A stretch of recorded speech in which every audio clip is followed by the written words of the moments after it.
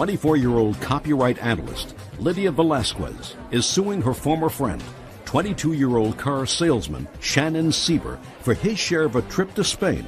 Shannon claims Lydia offered to pay.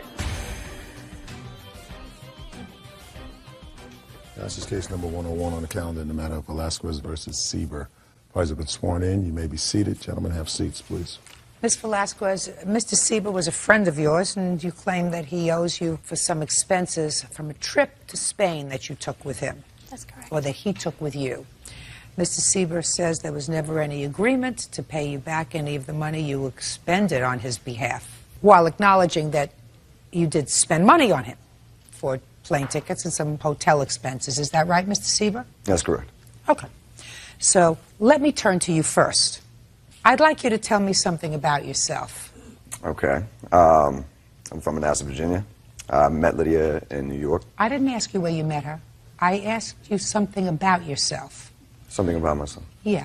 First, why don't you tell me how old you are? I'm 22 years old. And what do you do for a living? I sell cars. And how long have you been selling cars? For about 8 months now. Is that what you want to be, a car salesman when you grow up? No, but it pays well.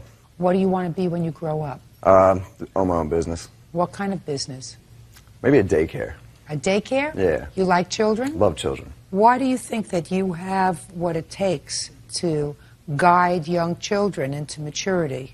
Stand up straight. First, the first thing you have to know is that you don't have to lean on anything. Yes. A table, a woman, anything. So what I want you to tell me, Mr. Sieber, is, since your life's ambition is to own a daycare. Yeah. Yes, try yes. Yes. That's the first thing you have to do with children, teach them how to speak. And since that is probably one of the most laudable professions to guide children, I want you to explain to me what personality traits you believe you have that would qualify you to guide the future of America. Now, I want you to think about that, Mr. Fastmouth, before you answer my question. Because I want you to think of what it is. Because as you see from this little repartee that we're having between us, I can swallow you up alive. We understand each other? Oh, we understand each other. Very good. So I want you to think very carefully, Smarty Mouth, why you believe that you can, with your talents and what those talents and moral qualities that you have are, to guide the children who are the future of America. Because I'm consistent and committed. Committed to what? Committed to be able to learn whatever I have to learn to be able to teach children. Okay. Now let's talk about your moral qualifications. You sell cars? Yes. Did you ever exaggerate to somebody when you sold them a car? No. Never? No. So when you're negotiating with somebody, you're always right up front. When you say, listen, my manager won't let me take a penny less than for this car, and I'm going to give up most of my commission so that you can have this car, because I want you to have this car. Of course. That's totally honest. Oh, yeah. Never said anything that wasn't true. No, ma'am. Okay. I want you to do this for me, Mr. Sieber. When you open up your daycare center, Yes, ma'am. let me know where it is. Okay. When did you take this trip with Miss Velasquez? We took it March 31st. And how long did you go for? 6 days. Who went, Mr. Sieber? Myself and Lydia. Just the two of you? Yes, ma'am. And I assume, Miss Velasquez, from reading your papers, that you had a little bit of a crush on him. I did. Now, what makes you think, Mr. Sieber, that even though Miss Velasquez had a crush on you, she was going to pay for your tickets? Well, when I got the car early in February, and she asked me to take the trip with her, I told her that I would take the trip. She said that she would cover the flight expense if I would go with her. When we got over there, the first night that we were there, advances were made, and I told her I wasn't looking for anything further. And after that happened, we got back to Northern Virginia. I started getting calls. She wanted money. So, because the advances were denied, she decided she wanted payment. Why did you go with her, Mr. Sieber? Because I liked her as a friend. Did you tell her that? Yes. Oh, tell me what you said to her. Exactly that. Let me hear. I like you as a friend. When did you tell her that? Many times. In New York, when I was with her, over the phone. When she called and asked you to go to Europe with her, did she say why she wanted you to go to Europe with her? No. All right, now I'll hear you, Miss Velasquez. Thank you. When did you call him? I didn't call him, actually. He had called me. We initially met, and we went on a really nice romantic first date. We kept in touch. My sister got sick. He was calling to ask me about her. And through the course of the conversation, towards the end of the conversation, I had told him about a trip that I was planning for myself. I thought planning a trip for myself and going to Spain was really what I wanted to do. Then Shannon had called me. He's very charming on the phone, and he expressed his interest in coming with me. No, just not expressing it. What did he say, if you remember? He said, would you mind if I came with you? And I said, yeah, no, that's great. I was excited about the fact that he wanted to go with me on a trip. Now let's get to the tickets. Sure. He had said if you can find a ticket for around $400 that he'd go ahead and, pay me for that. So the next day I did a vigorous search. I'm pretty good at the internet, and I found tickets.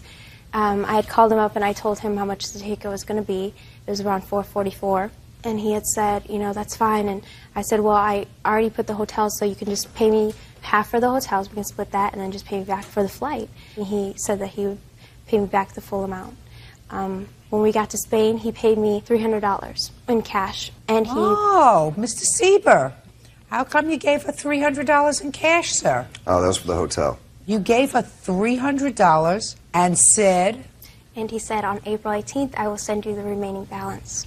So I had thought that he was going to pay me once he got back home. We had a good time. I realized, though, when we got there, his attitude towards me changed. Before that, the phone conversations were great. He was saying, oh, you're so cute, and I'm listening to your CD right now because I sing or whatnot, and you're making me smile and all this charming baloney. And I fell for it. I fell for it like I would. But when we got there, though, his attitude changed towards me. He all of a sudden was cold, distant, and it seemed like I was irritating to him. The bloom was off the road. It was. Okay, fine. It fell down and someone squished it. Judge Judy continues in a moment. Lydia Velasquez says former friend Shannon Sieber owes for a trip to Spain. Shannon claims Lydia is upset that he only wants to be friends. All right. $444 was the plane ticket, is that right? Correct. And then there was some expenses for the hotel. Correct, because we were there for 5 days and 4 nights. And you are asking for $350, which is less than the cost of the ticket, so your $300, sir, paid portion of the plane ticket. Did you know that? No, I did not. Look at that. You paid part of the plane ticket and you didn't even know it. Mr. Sieber, you look like a sweet young man. You're 22 years old, so I will attribute some of what you say to me today as being words from somebody who is not yet fully cooked. Just starting to shave and just starting to feel yourself. So I want you to understand something. You're supposed to have a reasonable moral compass. You're not supposed to toy with somebody else's affections. And I think that you're a smart aleck enough to know that by going to Spain with her, you were toying with her affections. You're not supposed to do that. It's unkind. And should you find yourself at the other end of this affection stick at some point in your life, I guarantee you won't like it. But I've been around long enough, Mr. Sieber, to know that what goes around comes around. And it may not come around today, it may not come around tomorrow. But if you're not nice to people, eventually it's going to come back and bite you in the behind. We understand each other? Clearly. Good. Judgment for the plaintiff in the amount of $350. That's all. Parties are excused. You may step out. It's just sad when friends have to start suing each other. I'm just happy that I'm going to actually get my money back. It was never a relationship to begin with. It was all made up in our mind. I might have been misled by him. It was made very clear before we left it was what it was. There's going to be nothing more. Not the person that I thought he was. She's a nice lady. He was just being rude. We were only friends, and that's all it would ever be. We're not friends anymore. Is suing his ex-girlfriend, Kim Hicks, and her son, 15-year-old Wendell Hicks, for medical bills resulting from a fistfight with Wendell. Wendell says Jeff had been spreading rumors about him and a female friend.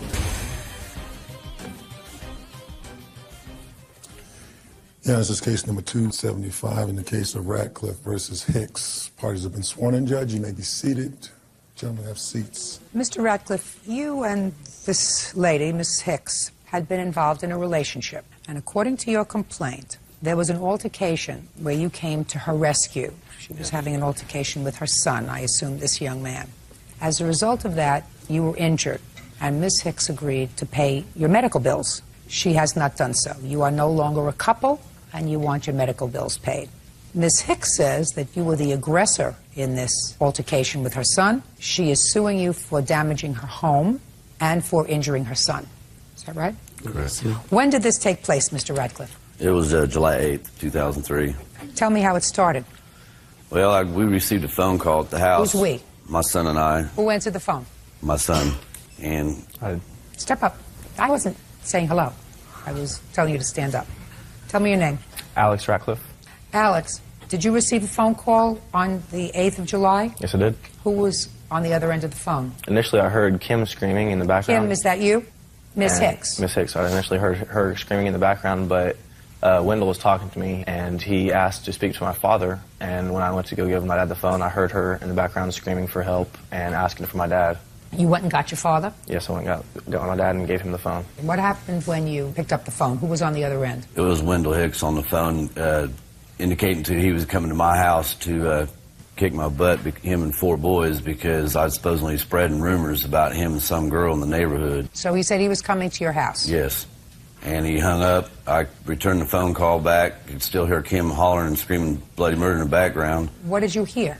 She was just screaming for help. Well, what did you actually hear her say? For Wendell to leave her alone. Okay. And when the phone call came, I called back because he had hung up, and I'd asked for him to explain himself. For why is he coming to my house? He said it was due to because I supposedly spread some rumor about him putting a hickey on a neighbor girl's neck. And so I asked to speak to his mom because I could hear her in the background just screaming bloody murder, and so he hung up the phone. And so I felt the need to go there because she had explained to me many times before. Just a second. Don't tell me what she explained to you before. Tell me what happened when you got there. You felt the need to go over there. I went over there, I knocked on the door, and the boy had let me in. I come in the door, and Which boy let you in? Wendell Hicks let me in. Go ahead. He opened the door, let me in, and I come through the door, and to the right of me was 2 friends of hers in the house. And Wendell proceeded to go back around the corner where he had his mom pinned in the corner, and she was How screaming. was she pinned in the corner? Just backed up to the corner. Okay, he didn't have his hands on her. Now, he was right up in her face. No, but he didn't have his hands on her. Not at this time. Okay, so what did you do? I come up around him, come around the countertop there, and told him to leave her alone. He turned and swung at me and hit me in my left ear with his right arm. At that time, I took him down to the ground and set on him. And he kept trying to hit me in the face, and I grabbed his wrists to avoid him hitting me. I was sitting on him, and I kept asking, "Are you finished? Is this out of you?" And he said, "Yes." On top of him saying a lot of other foul things, how he was going to shoot me and my kids, and he was going to kill my dogs and burn my fence down. And after about 15, 20 minutes of trying to calm him down, I asked him, "Are you finished?" And finally he said, "Yes."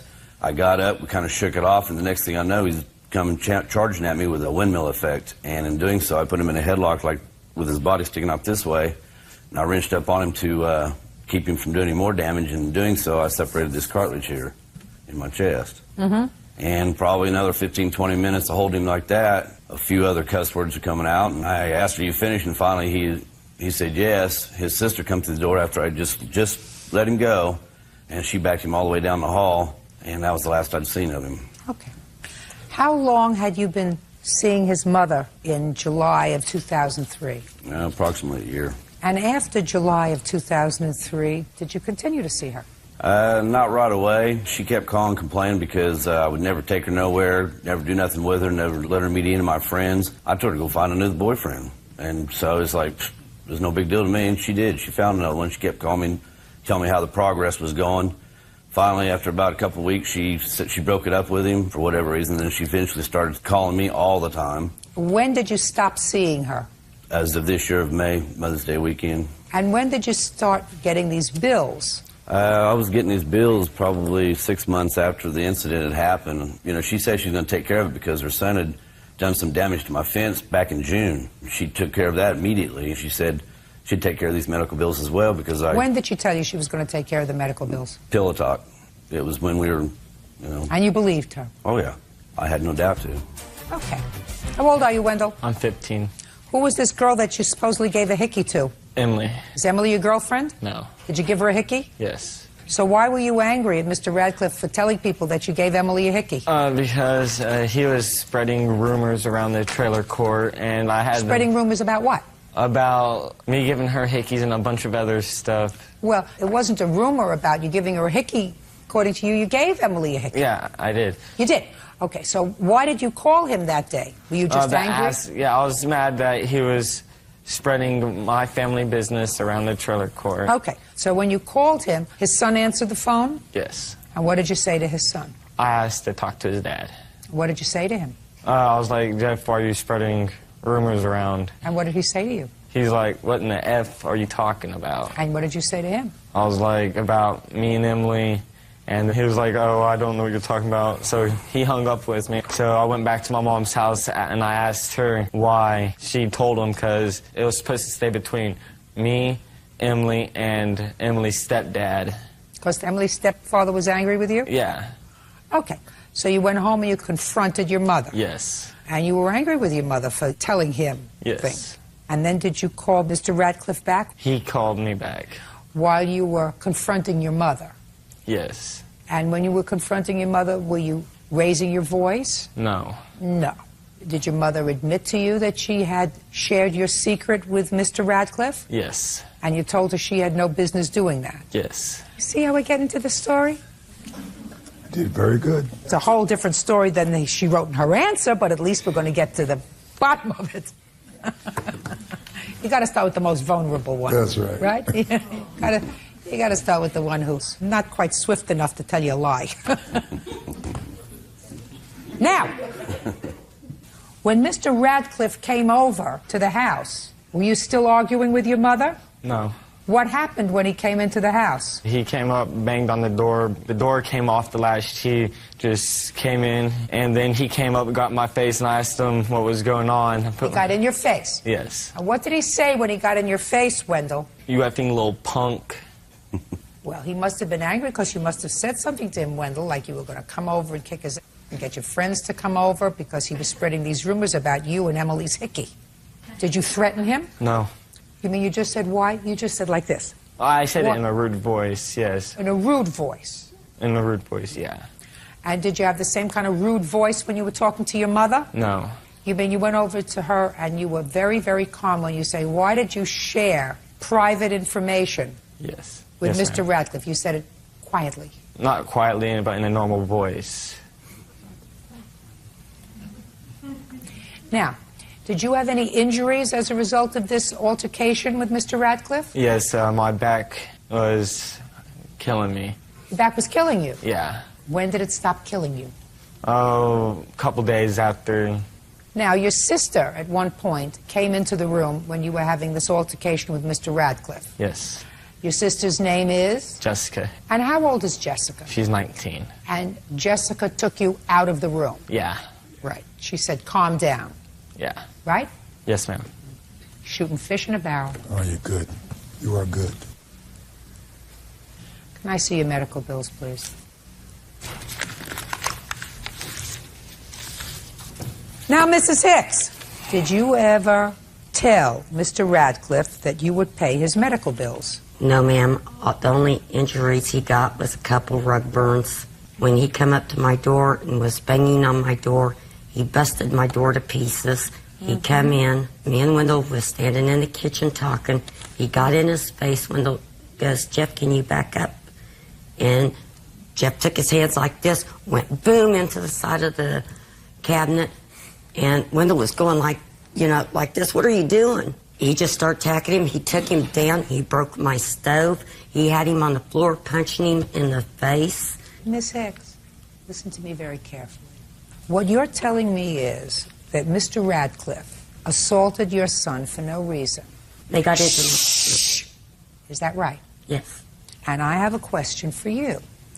After July 8th, 2003, did you ever sleep with Mr. Radcliffe? Yes. Even though he assaulted your son without provocation. Is that right? Yes. It was 3 days after the incident. So 3 days after, it wasn't even 6 months later, it was 3 days after the incident that you, the mother of this assaulted child who had terrible backache from being assaulted without provocation from Mr. Radcliffe, went to bed with him. Yes. Mr. Radcliffe, this is your problem, sir. I believe what you told me with regard to how this incident happened. Not everything. I think that you probably busted the door a little bit. I'm not sure whether Wendell opened the door calmly and said, why don't you come on in? I'm not sure about all those things. What I don't believe is that she agreed to pay your medical bills. And We know, I gather from these papers, that there is currently an action pending against you for stalking Miss Hicks. Now, I'm not getting into that, but according to Miss Hicks, you did not file this claim for your medical bills until a couple of days after she either filed and or served you with this stalking complaint, which is well over a year later, a year after the incident. So the issue that I have to resolve is whether she put you in harm's way or you put yourself in harm's way when you went over to her house. And there were several things that you could have done on the 8th of July. One of them is if you actually believed that Miss Hicks was in danger, you should have called the police. Judge Judy continues in a moment. And later today, his girlfriend Kim Hicks and her son, 15-year-old Wendell Hicks, promised to pay his medical bills after he had a fist fight with Wendell. Now, you were angry because Wendell over here opened up his big fresh mouth to you and you went over there. And this altercation occurred because of that, because if you were genuinely concerned with Miss Hicks, you would have called 911 and said, get a squad car over there as soon as possible. Her son's beating her up. So you were annoyed with Wendell and you went over there to confront him. And if you got hurt, that's the way it goes. Case is dismissed. That's all. So it's your counterclaim. Always are excused. You may step out. He broke my door down. He assaulted my child. He has no respect for no one, let alone himself. She showed my dad, myself, and my brother all the bruises that she's gotten from all of her kids before. I have never had any bruises on my body. He's a bully of the neighborhood. He wants to pick on anybody and everybody. They can think what they want to think. I know the truth. The only reason why she filed this stalking order is because I've got a new girlfriend. And now the next case. All parties in the matter of McKnight versus McKnight. Step forward, please. 18-year-old student Ashley McKnight is suing her sister, 21-year-old Latoria Tori McKnight, for money loaned to pay her rent. Ashley says Tori was in jail and needed help paying her bills. What's your first name? Ashley. This is your sister. Yes, ma'am. What's your first name? Latoria. According to your complaint, your sister went to jail. And you agreed that while she was in jail, you would take care of the bills and the rent on her apartment, with the agreement that she would pay you back when she got out of jail. Yes, ma'am. Your sister in her answer says that you and your boyfriend decided to stay in the apartment and you trashed it, so she's not responsible for anything. What did you go to jail for and when? Oh, I was on probation for a misdemeanor, for having a traffic ticket and not paying on it. And see, they put you on probation until you pay the traffic ticket off. So I was on probation for that, and I was late paying on my probation fines. And so my probation officer, she took a warrant out on me October the 8th, but I didn't find out. She had done took the warrant out on me until a week later. So then when I went to jail, I stayed 2 weeks. Which 2 weeks? After October the 8th, when I found out I had the warrant, that was a week, and after that week was up, I stayed in jail 2 weeks, and I came home October the 26th. Now, did you ask your sister to pay your rent? See, how it went was, when I went to jail that Friday, I thought I was supposed to be staying just a couple of days. Oh, I thought I was supposed to just been staying a couple of days. I thought I was coming home that Monday. But I ended up staying 2 weeks. And so when I called home, I was like, keep my apartment up for me. And she said, we'll do that, we'll do that. So the whole time I'm thinking, my rent paid. You know, when I come home, I have a place to come home to. Well, that Monday, after that 2 weeks, my probation officer, he was like, you just pay a certain amount of money and you can come home. So I'm like, okay, you know, I'm happy now. I'm coming home now. You know, I done got all hyped up. I'm telling everybody I'm coming home, I'm coming home, I'm coming home. So I called my aunt, and she paid my probation officer to go ahead and pay my ticket off. That way I can come home. So when I came home, I didn't think she was going to be mad about paying my rent when she stayed there 3 weeks. Well, just a minute. How could she stay there 3 weeks if you told me you were only in jail for 2 weeks? I was in jail 2 weeks, but the week that I wasn't at home, I didn't stay there. So where'd you stay? I stayed like in hotels. I stayed at my mama's house. Oh, don't give me baloney. Your Honor, I stayed at her house 2 weeks. On the 15th, Tori was in jail, and she called me and asked me, could I pay her rent for her? She told me her rent was $230, and I said, pay your rent? She was like, yeah. She said, you can stay there as long as you promise me you keep my bills up and pay my rent. So I said, okay. So at the time, she talked to a probation officer, and he said if she come up with like $500 cash, then she'll get out of jail. So when she was calling me that time, I had my cell phone. She was calling me on my cell phone. When she called somebody, called me on three-way, asked me, have I asked this person for some money? Have I asked that person for some money?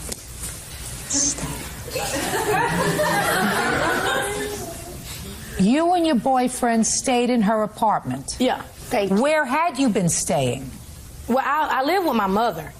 So you moved out of your mother's house in with your boyfriend into her apartment? No. It's not like we moved in like that. I live with my mother like he lived at his mama's house. But she told me I could stay there at her apartment if I pay all her bills for her. So, I mean... That's nice. That's not a loan. No, she told me she would pay me back. She told me her rent was $230. When I talked to her site manager, she told me her rent was $350, and it's a $55 late fee because it was late. So she wanted $405. So then they took out a warrant or something, whatever her site manager did, and I got this paper stating that I had to pay LaToya rent by the 26th, so everything on their premises will be theirs. I got it. So you paid the $405? Yes, ma'am. Okay. Now, she came out of jail on October 26th. Yes, ma'am. And that's the same day you paid the $405? Yes, ma'am. And then she told you you had to leave? Yes, ma'am. So you left? Yes, ma'am. Now, if she hadn't paid the $405, you would have owed the $405 plus November's rent. Yes, ma'am. No, she would have been put out. I'm sorry. Right? Yes, ma'am. Now, she only stayed in the apartment 2 weeks. Why should you pay your rent for that 2 weeks? She stayed in my place 3 weeks. I got carpet damage. All them bills still coming. Show me. Proof. Proof. Well, I couldn't counterclaim for it. Show me proof. Show me pictures. Oh, no, ma'am. Show me something. Y'all don't have anything. Well, that's what you think you were coming here for today.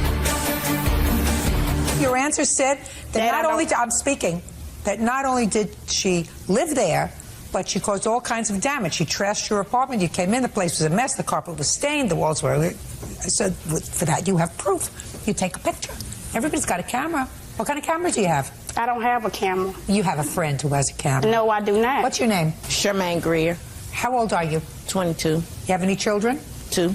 How old are they? 1 and 5 months. Is she your friend? Mm-hmm. How many pictures do you have of your children? A whole bunch? Yes. Yes, because you have a what? Camera. Good. Right. See, instead of asking her to come to court today, you should have asked her to borrow her camera. Judgment for the plaintiff in the amount of $405. That's all. Thank you. Parties are excused. You may step out. If she feel like I owe my sister, then I owe her. But I don't feel like I owe my sister. I was trying to help out. I mean, I was going to keep her apartment up and everything going on. My carpet was dirty and I had trash everywhere. Yeah, it might have been a trash bag in the kitchen, but I mean, trash do be in the kitchen. And now the next case.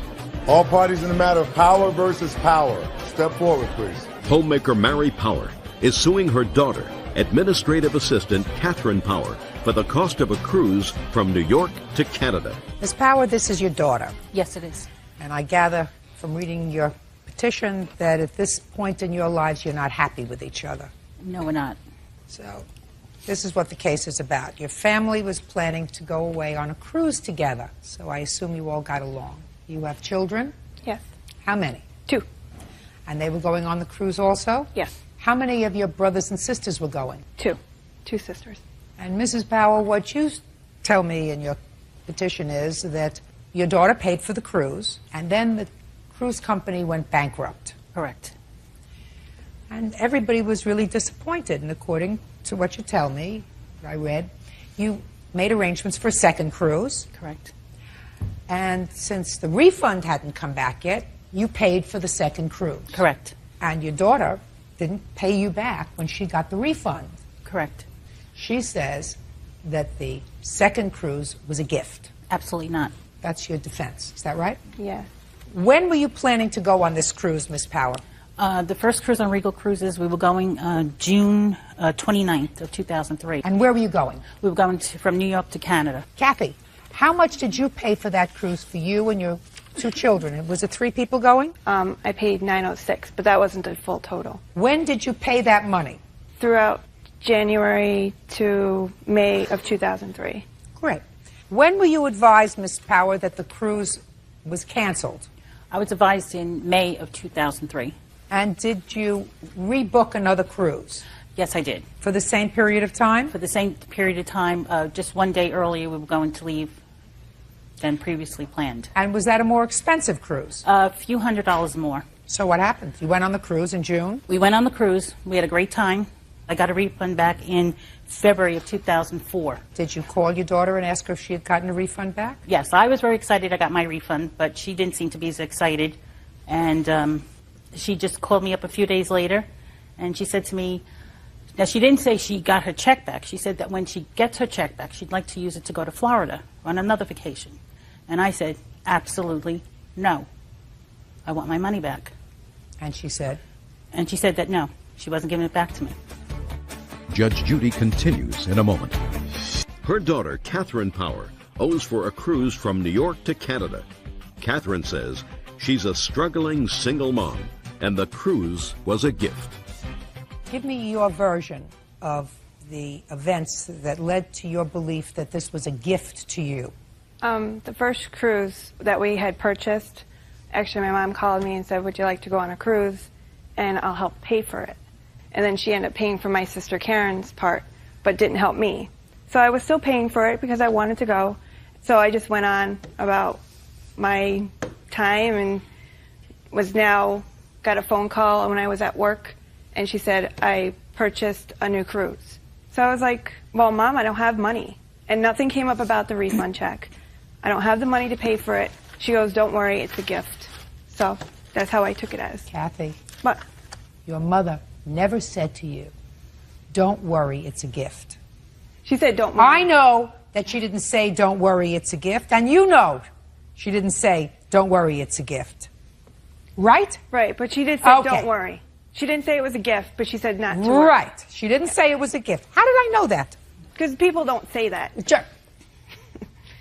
They just... Because if it doesn't Right. sound right, it's not true. Yeah.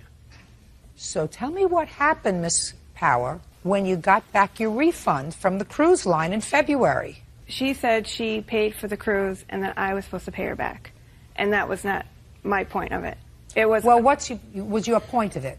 Was your point of it that... She bought a trip for the family. It was the last family trip. She felt that everyone should go on it because my father was sick and she wanted us all together. That's what it was. Then, Kathy, would you explain to me, if that's your rationalization for keeping the money, why is it that you testified earlier that from February until May, you were paying the travel agent, and you paid the travel agent $906 if your mother had already said to you, I want to take the family away on a trip? And what I think happened that really annoyed you is that your mother, according to you, chose to pay for one of your sisters to go and didn't choose to pay for you.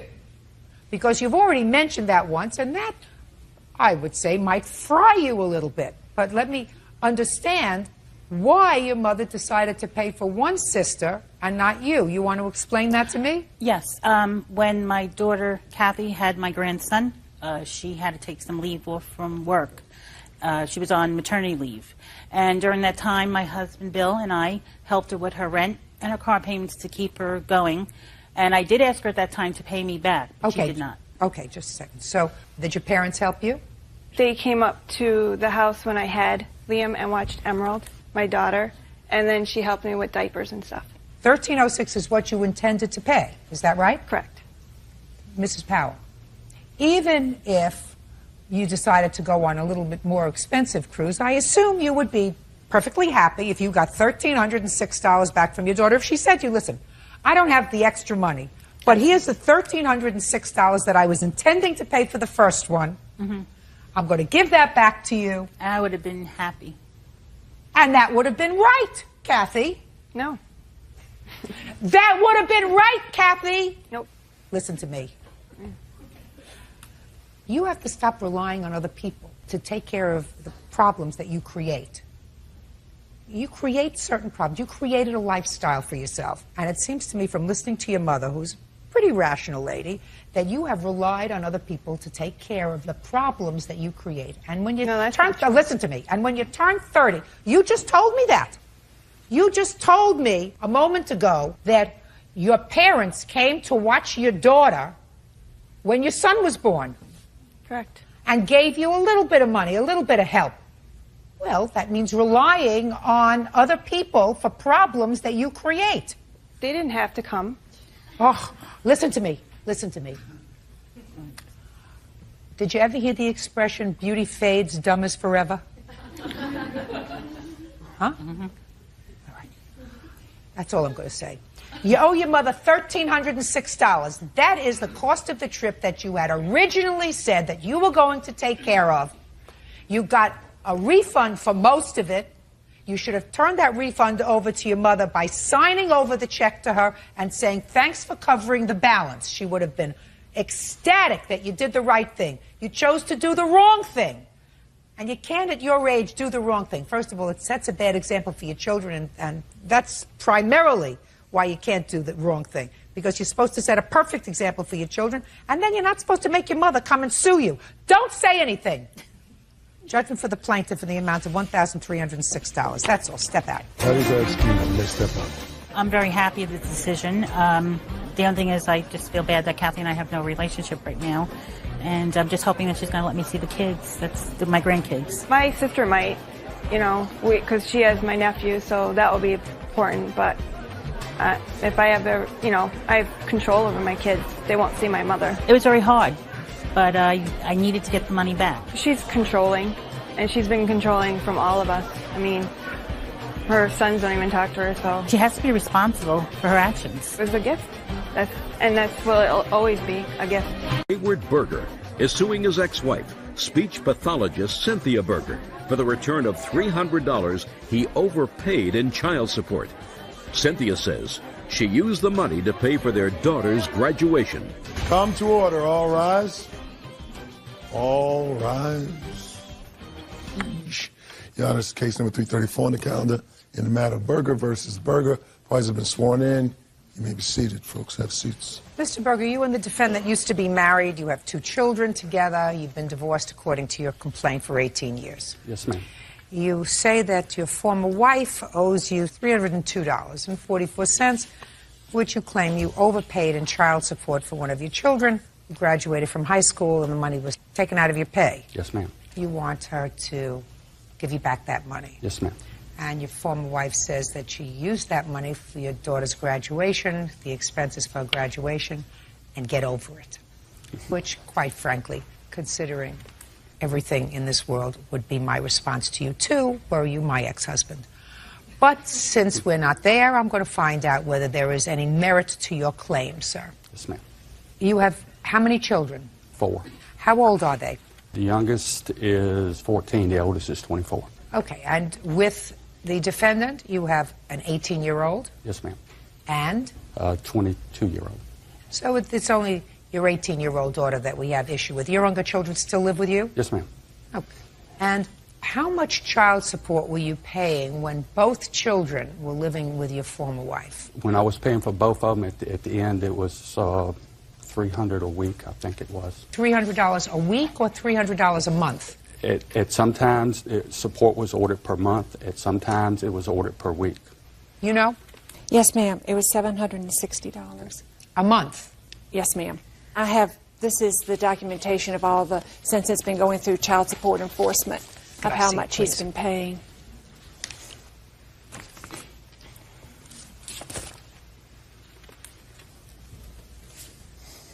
Did you ever pay, sir, $1,500 a month for support? $1,500 a month? No, Yeah. ma'am. So when you told me $300, that you were talking about $300 per month, not per week. Yes, ma'am. Per month. It's been sometimes support was ordered per week. I understand that, Yes, but ma'am. when it was ordered per week, it was never $300 a week. No, ma'am. Well, then you made a mistake. If I said that, then yes, I did. Yes, you made a mistake. It was never $300 a week. Maybe it was $300 a month. Okay. That's all I wanted to find out. Yes, I ma'am. just wanted to find out whether you've been an overindulgent parent.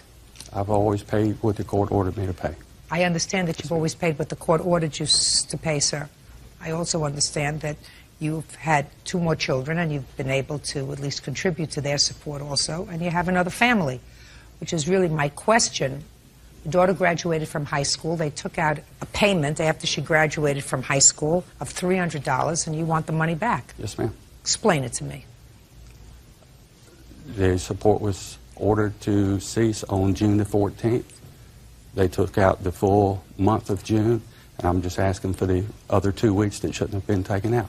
Did you ask your former wife about it? Yes, ma'am. I sent her. And what did she say to you? She said no. Did she say anything about graduation expenses? No, ma'am, she did not. If she said something to you about graduation expenses, you know, the additional money that she had for graduation, for ring, for gown, for whatever. Gown, ring? Shoes, everything. Would you have said, sure, it's a we could one-shot have deal? We could have discussed it, yes, ma'am. So why didn't you tell him? I didn't tell him because every time I've tried to explain him, all I get back are nasty letters, and I really just didn't think he would do anything. I mean, he hadn't laid eyes on her in 2 years. So I didn't think he would do anything else. Judge, Yes. I've done extra. I bought both of their children a car. That's doing something extra. That's true. Yes, ma'am. That's right. That wasn't within the last 2 years, and I said 2 years he hasn't laid eyes Well, on what her. happened 2 years ago, Mr. Berger? I got tired. I mean, I never received phone calls from him. You know, she's changed her phone number. I have tried to call, but the phone number has been changed. I don't know when. Might have been recently. I don't know. I just basically give up. That's too bad. Yes, ma'am. Did your father buy you a car? He did. Tell me your name. Stacy Stack. Stacy. When did he buy you a car? 2.5 years ago. Did you thank him? I did. You still using the car? No, ma'am. What happened to it? We went to go get it inspected, and the family friend that inspected it said that it wasn't good. It was rusted underneath, and that it could break down at any time. So we bought a new car. How long did you use it for? I used it for about 6 months. Okay. So before 2 years ago, you had contact with your dad? Not a lot. I called him, the last time that I've talked to him or seen him was I called him so I can go up there and see him, and then he said okay, and the day of, or the day before, he came by and said, no, we have to go somewhere else, and they left, and I haven't talked to him or seen him since then. That sound familiar? I think something came up that time. Yes, ma'am. Can't come up. Ma'am? Nothing can come up. Nothing. Judge Judy continues in a moment. Ex-wife Cynthia Berger owes for the return of child support. Hayward says he overpaid by $300. All very sad. There really is no defense to it. Money was supposed to stop, correct? According to the papers, yes. When we went to court, before we go in, child support enforcement speaks to me, and they told me that it would continue to the end of the month. He was still obligated to the end of the month. I said, are you sure? Yes, he's obligated to the end of the month. I said, okay. We went in, and the judge said he would stop because he wanted it stopped on her graduation day. And I called child support enforcement again, told them, you know, and they said, no, he's still obligated till the end of the month. So I just, you know. You took it. The judge makes the order, and the judge said it's supposed to stop on the 14th. How old are you? 18. When were you 18? March 13th. And the overpayment was $302? Yes, ma'am. Okay. Mr. Berger? Yes, ma'am. You're going to get your $302 back. Yes, ma'am. You might want to buy something nice for your daughter, but you're entitled to it back. Yes, ma'am. Remember, you have 4 children. Yes, ma'am, I do. Good. That's all. Judgment for the plaintiff in the amount of $302. Parties are excused. You may step out. It seems like when it counts in front of the judge or whatever, she comes off as a good guy and I come off as a bad guy. Every time he's mad at me, he hasn't seen the children. He didn't take the children. He doesn't buy them presents, and he says it's because of me. My daughter went by my ex-wife's maiden name shows some of what's been going on, the brainwashing for the kids. I would have liked him to start seeing us when we were little so we'd get to know him, but we're older now and we know what happened, so. There's many, many, many trips I've made. It's a 2.5-hour drive from my house to their house to pick the children up. He's never tried. He cares more about the money than myself or my brother. I would like to have a relationship with my kids in Richmond and try to mend fences if possible. Maybe it's hopefully the last thing I see of him. I haven't seen him in 2 years and it really doesn't bother me any.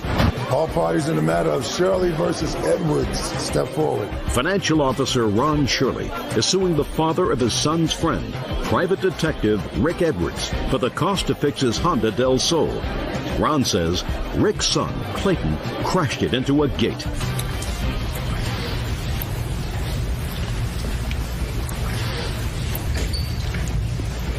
Tell me your first name. Scott. How old are you, Scott? 17.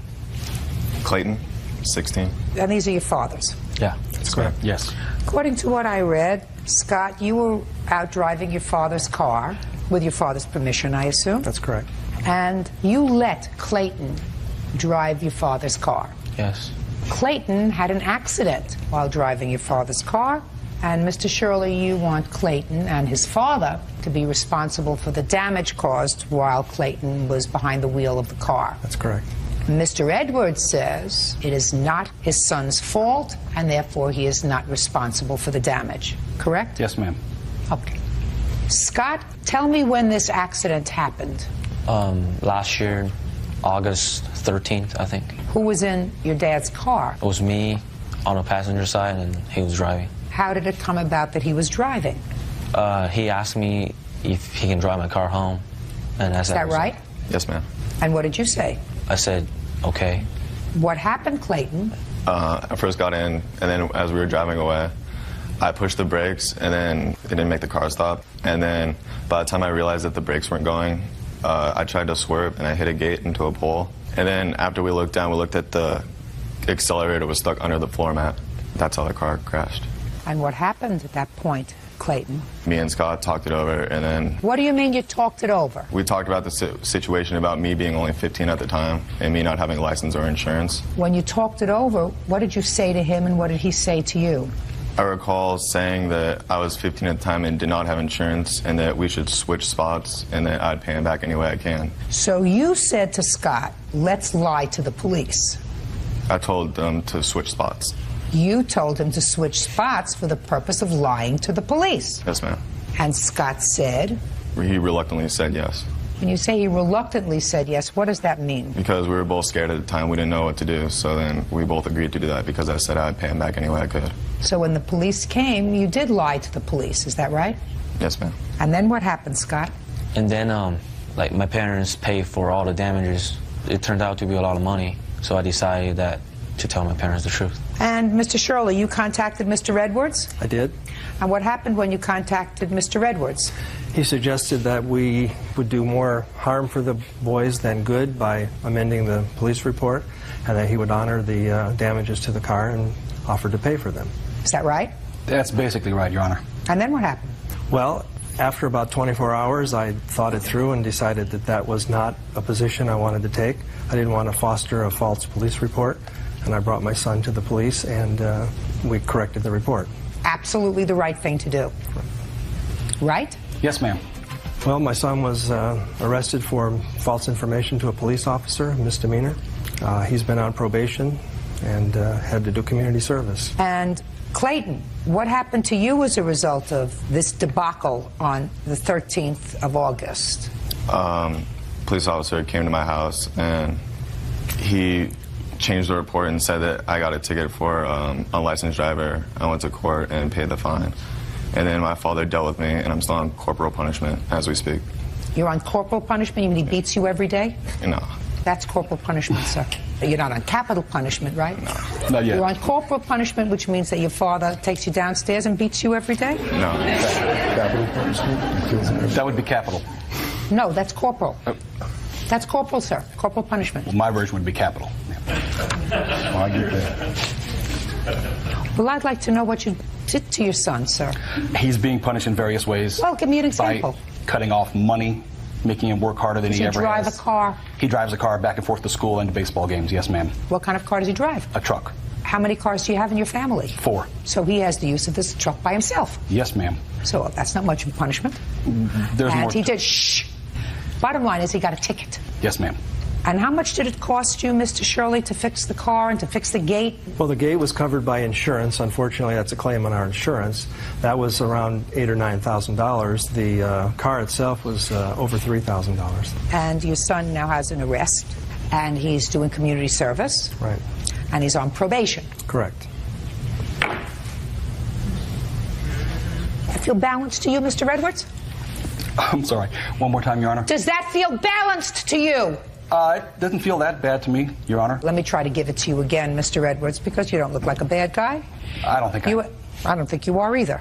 I just think that maybe you're an overindulgent, overly protective parent, but maybe just overly protective of your pocketbook. But I want to give you a scenario, and you tell me if you think that these are equal. Where were you born, sir? California. You had to think about that? You had no idea where you were I was born? trying to think of the city. You were born in the state of California, Yes. the United States of America. Yes. Is that right? Yes. Scott, where were you born? China. And when did you come to the United States of America? 3 years ago. And this happened last year, is that right? Yes. So that you were here for 2 years? Yes. Okay.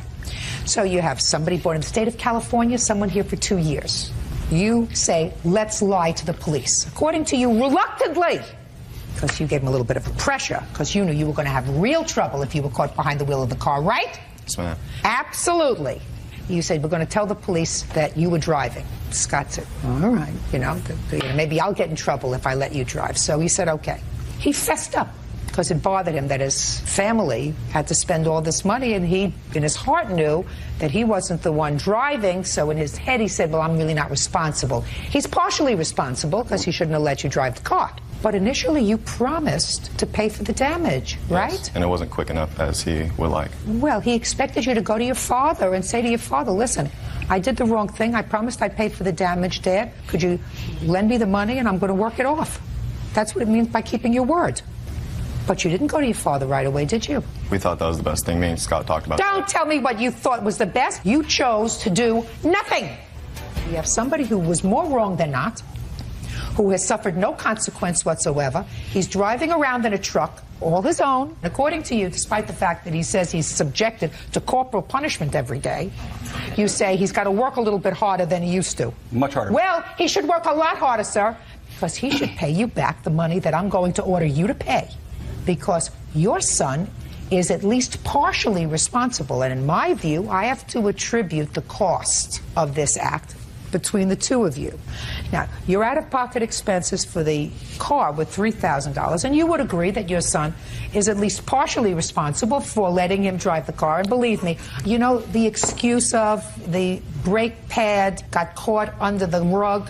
You know that excuse? That's the other excuse? I don't buy it. So when you do the wrong thing, you have to fess up and pay up. Judgment for the plaintiff in the amount of $2,500. I believe that $500 of that has to be absorbed by your son for his bad judgment in letting somebody else drive your car. Is that clear? Yes, ma'am. That's all. Parties are excused. You may step out. Well, I thought Judge Judy was fair, and she understood that the responsibility was more the driver than the passenger. Judge Judy is a wonderful judge, and I really respect her opinion. I learned my lesson. I'll never do anything like that again. I hope this can get all behind us, and me and Scott can still be friends. And now the next case. All parties in the matter of Rice versus Welkowitz. Winnie, step forward. Restaurant owner David Rice is suing 18-year-old James Welkowitz and his former friend, 18-year-old James Winnie, for damaging his restaurant's sign when they were driving drunk. Welkowitz, raise your hand. Winnie, raise your hand. Which one of you was driving the car? I was, Your Honor. Which one was the passenger in the car? I was, Your Honor. Which one was drunk? Both of us. Raise your hand. Mr. Rice, you are the owner of a Wendy's. Yes, I am. These two idiots came through your drive-thru. Yes, ma'am. Mr. Wilkowitz driving the car, I believe so, yes. and Mr. Winnie, passenger in the car. Yes. One of them wanted free food. Yes, ma'am. Raise your hand if you wanted free food. Raise your hand! And when they were told they couldn't get free food, they drove off Sped off, yes, Your Honor. and damaged some of your property. Hit a light pole and a ran pole. over a sign. Yes, ma'am. And you want them to pay for the damage. Yes, ma'am. Can I see the damage, please? Yes. I have pictures also, Your Honor. I'd like to see the pictures. I'd like to see the estimates. Very good, thank you. Thank you. There you go, Bert, thank you. And I have police reports also.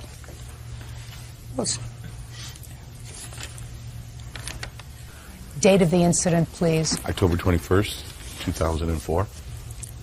October 21st. That's my birthday. Happy birthday. My brother's birthday also. Now, you gentlemen were not celebrating my birthday, were you? What were you celebrating on October 21st? What were we celebrating? We're just having a night out, just drinking. And whose car were you driving, Mr. Wilkowitz? I was driving his car.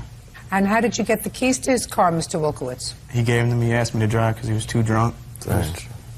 He was swerving all over the road because we just got back from Taco Bell. How old are you? I'm 18. What do you do? I do construction. Did you graduate from high school? Yes, Your Honor. When? June 04.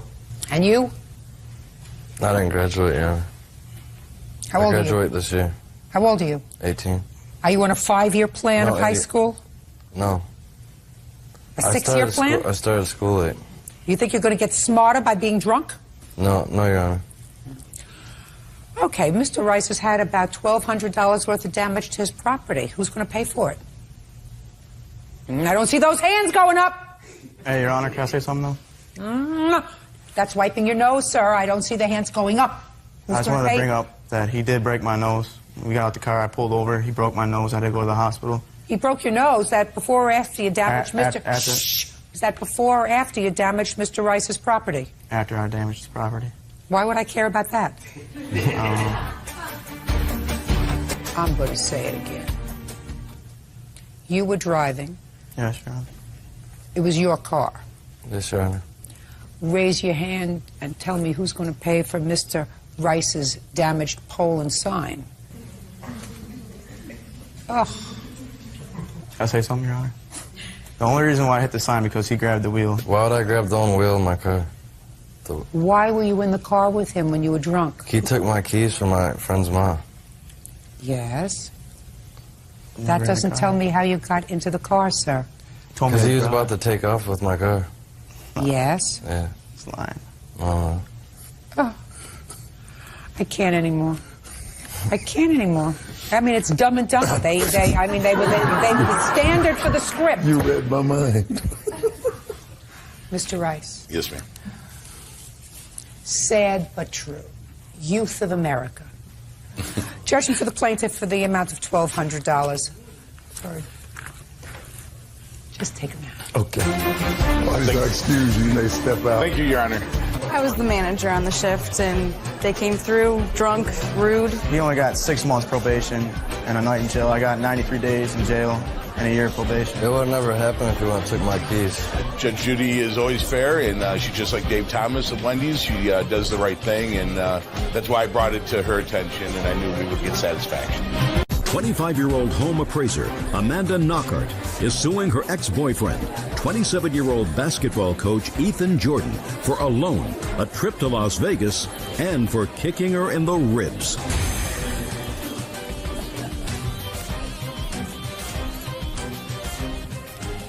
Yeah, this is case number 243 on the calendar in the matter of Knockhart versus Jordan. Parties have been sworn in. Judge, you may be seated. Ma'am, have a seat, please. Ms. Knockhart, Mr. Jordan is your former roommate, and it is your claim in this lawsuit that he owes you for a whole bunch of stuff. Correct. Mr. Jordan says he owes you for absolutely nothing, and you got to get on with your life. Get over it and get on with your life. When was he your roommate? He moved in August of 2003 through June of 2004. And how long had you known him before he became your roommate? Probably about a month. Was your relationship with him solely that of landlord and tenant? No. So you had a social relationship with him as well? No. What? A love relationship? I said social. Social? Yes. Sure. Well, is that a question? No. That's a statement. So you had a social relationship with him as well. Is that right, Mr. Jordan? Not entirely, Your Honor. I sometimes slept on the couch, but for the most part, we did share a bedroom. Okay, so you had a social relationship, but you paid rent? No, ma'am.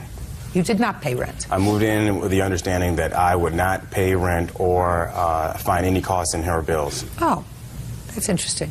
So you weren't a tenant because the word tenant implies that you pay rent? Yes, ma'am. So you just lived together? I mean, I was confused about the statements. You lived together, and he did not pay rent? He did not pay rent, but the agreement was that he was supposed to maintain the automobile and the maintenance of that. And whose automobile? Mine. Supposed to maintain a car? Right. Is that your agreement?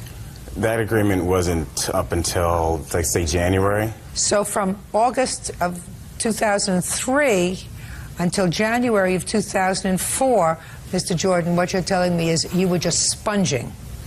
No, Your Honor. It was all her idea. Oh, no, I didn't know her idea. I didn't ask whose idea it was. I said, just listen to my question, Mr. Jordan. According to you, from August 2003 till January 2004, you paid no rent, you paid no bills, you paid no car insurance, you didn't have any responsibility with regard to the car. So far, is that correct? Yes, ma'am. That makes you a sponge. Okay. Right? I would That means disagree. that as far as I'm concerned, there must be something really hidden about you that I don't see. What? Whatever. Okay. Now, he's a sponge. Yes. That makes you pretty dumb. Right? No. Sure it does. You know somebody a month, you invite them to come into your home, they pay you nothing. Must do something. Do you have a big home? No, he was supposed to get a check that was mailed to his ex-girlfriend's house. That's why I never saw the money.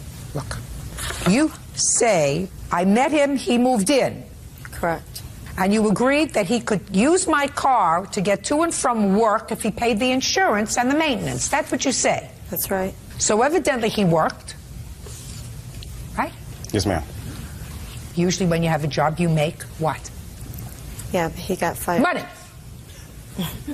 And when you have a job and you make money, you take care of your expenses, like rent and food and electric and gas, unless, you know, you're a sponge. So according to you, he did not pay for the insurance on the car. No. So why don't you throw him out? Well, he was supposed to be getting a big check, like I said, for $2,000, and the check was mailed somewhere else instead of our residence, and he apparently spent the money. And when did he get the check? February. Well, what happened in February when you knew he got the check and he spent the money on something else? Did you throw him out? No, he had another job at that time finally and was supposed to get the paychecks. Then he got arrested and his lawyer that he owed money to was suing him. I couldn't get any of it at that point. At that point, what you're supposed to say is, I am a reasonably intelligent person. Right. I'm living with somebody that's taking advantage of me. Get out. Right. Unless you're in love and everything is going to work out okay and you're really not interested in the money, you're really interested in the relationship, and the only reason you come to a point where you're interested in the money is because you're not together anymore. No, he did start staying at a friend of his house more often. When? That was in May, because... I'm talking about February, March, April. Okay. Nothing. Goodbye. All right. What's next? What else does he owe you money for?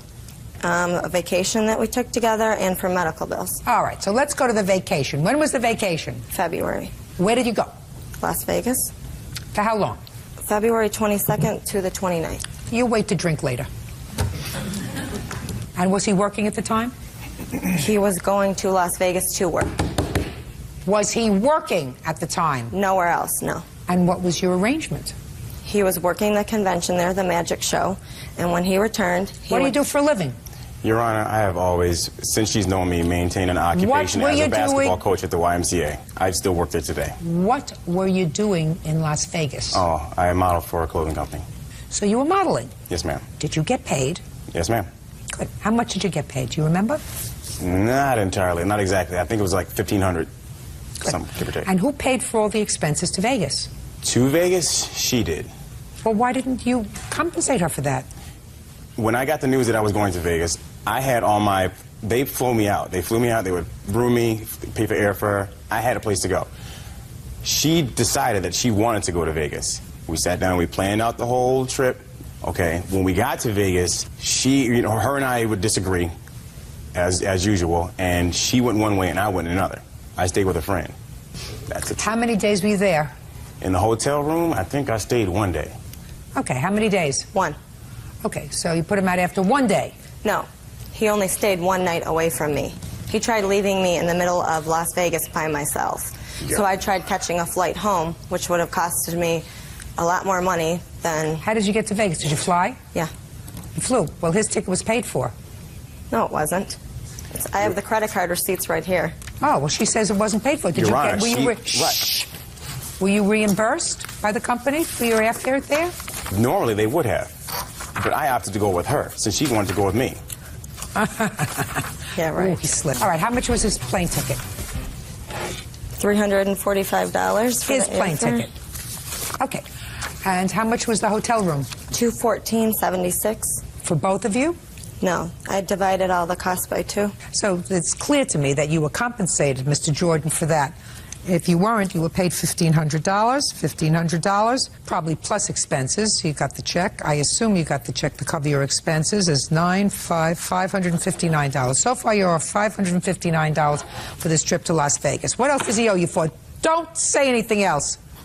I'm giving you, so far, every benefit of the doubt, more benefit of the doubt than I usually would give to somebody who acts so dumb. What else does he owe you for? The rental car.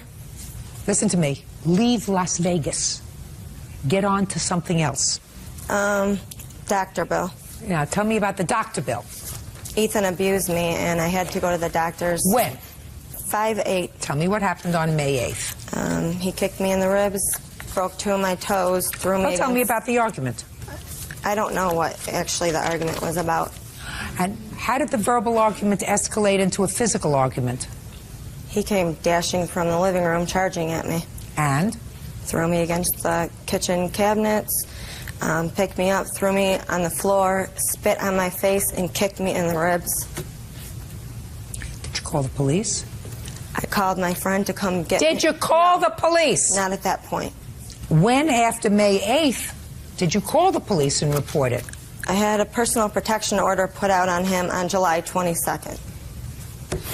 I didn't call the police on that incident. Why not? I don't have an answer for that. I'm sorry. Mr. Jordan, you want to tell me what happened on May 8th? Your Honor, I do remember the fight that we got into. I don't remember why I attacked her, but I do know that that was not the only incident that became physical between either one of us. Did you suffer any injuries on May 8th, Mr. Jordan? Your Honor, I've got scratches all over me, but I didn't go to report him. I didn't go to the hospital or anything like that. I see the doctor's report. Did you take her to the hospital, doctor, or whatever? I don't remember her going to the hospital. No, I took myself there, Your Honor. Okay. Miss Knockhart, after May 8th, you went back to live with him. He started staying... No.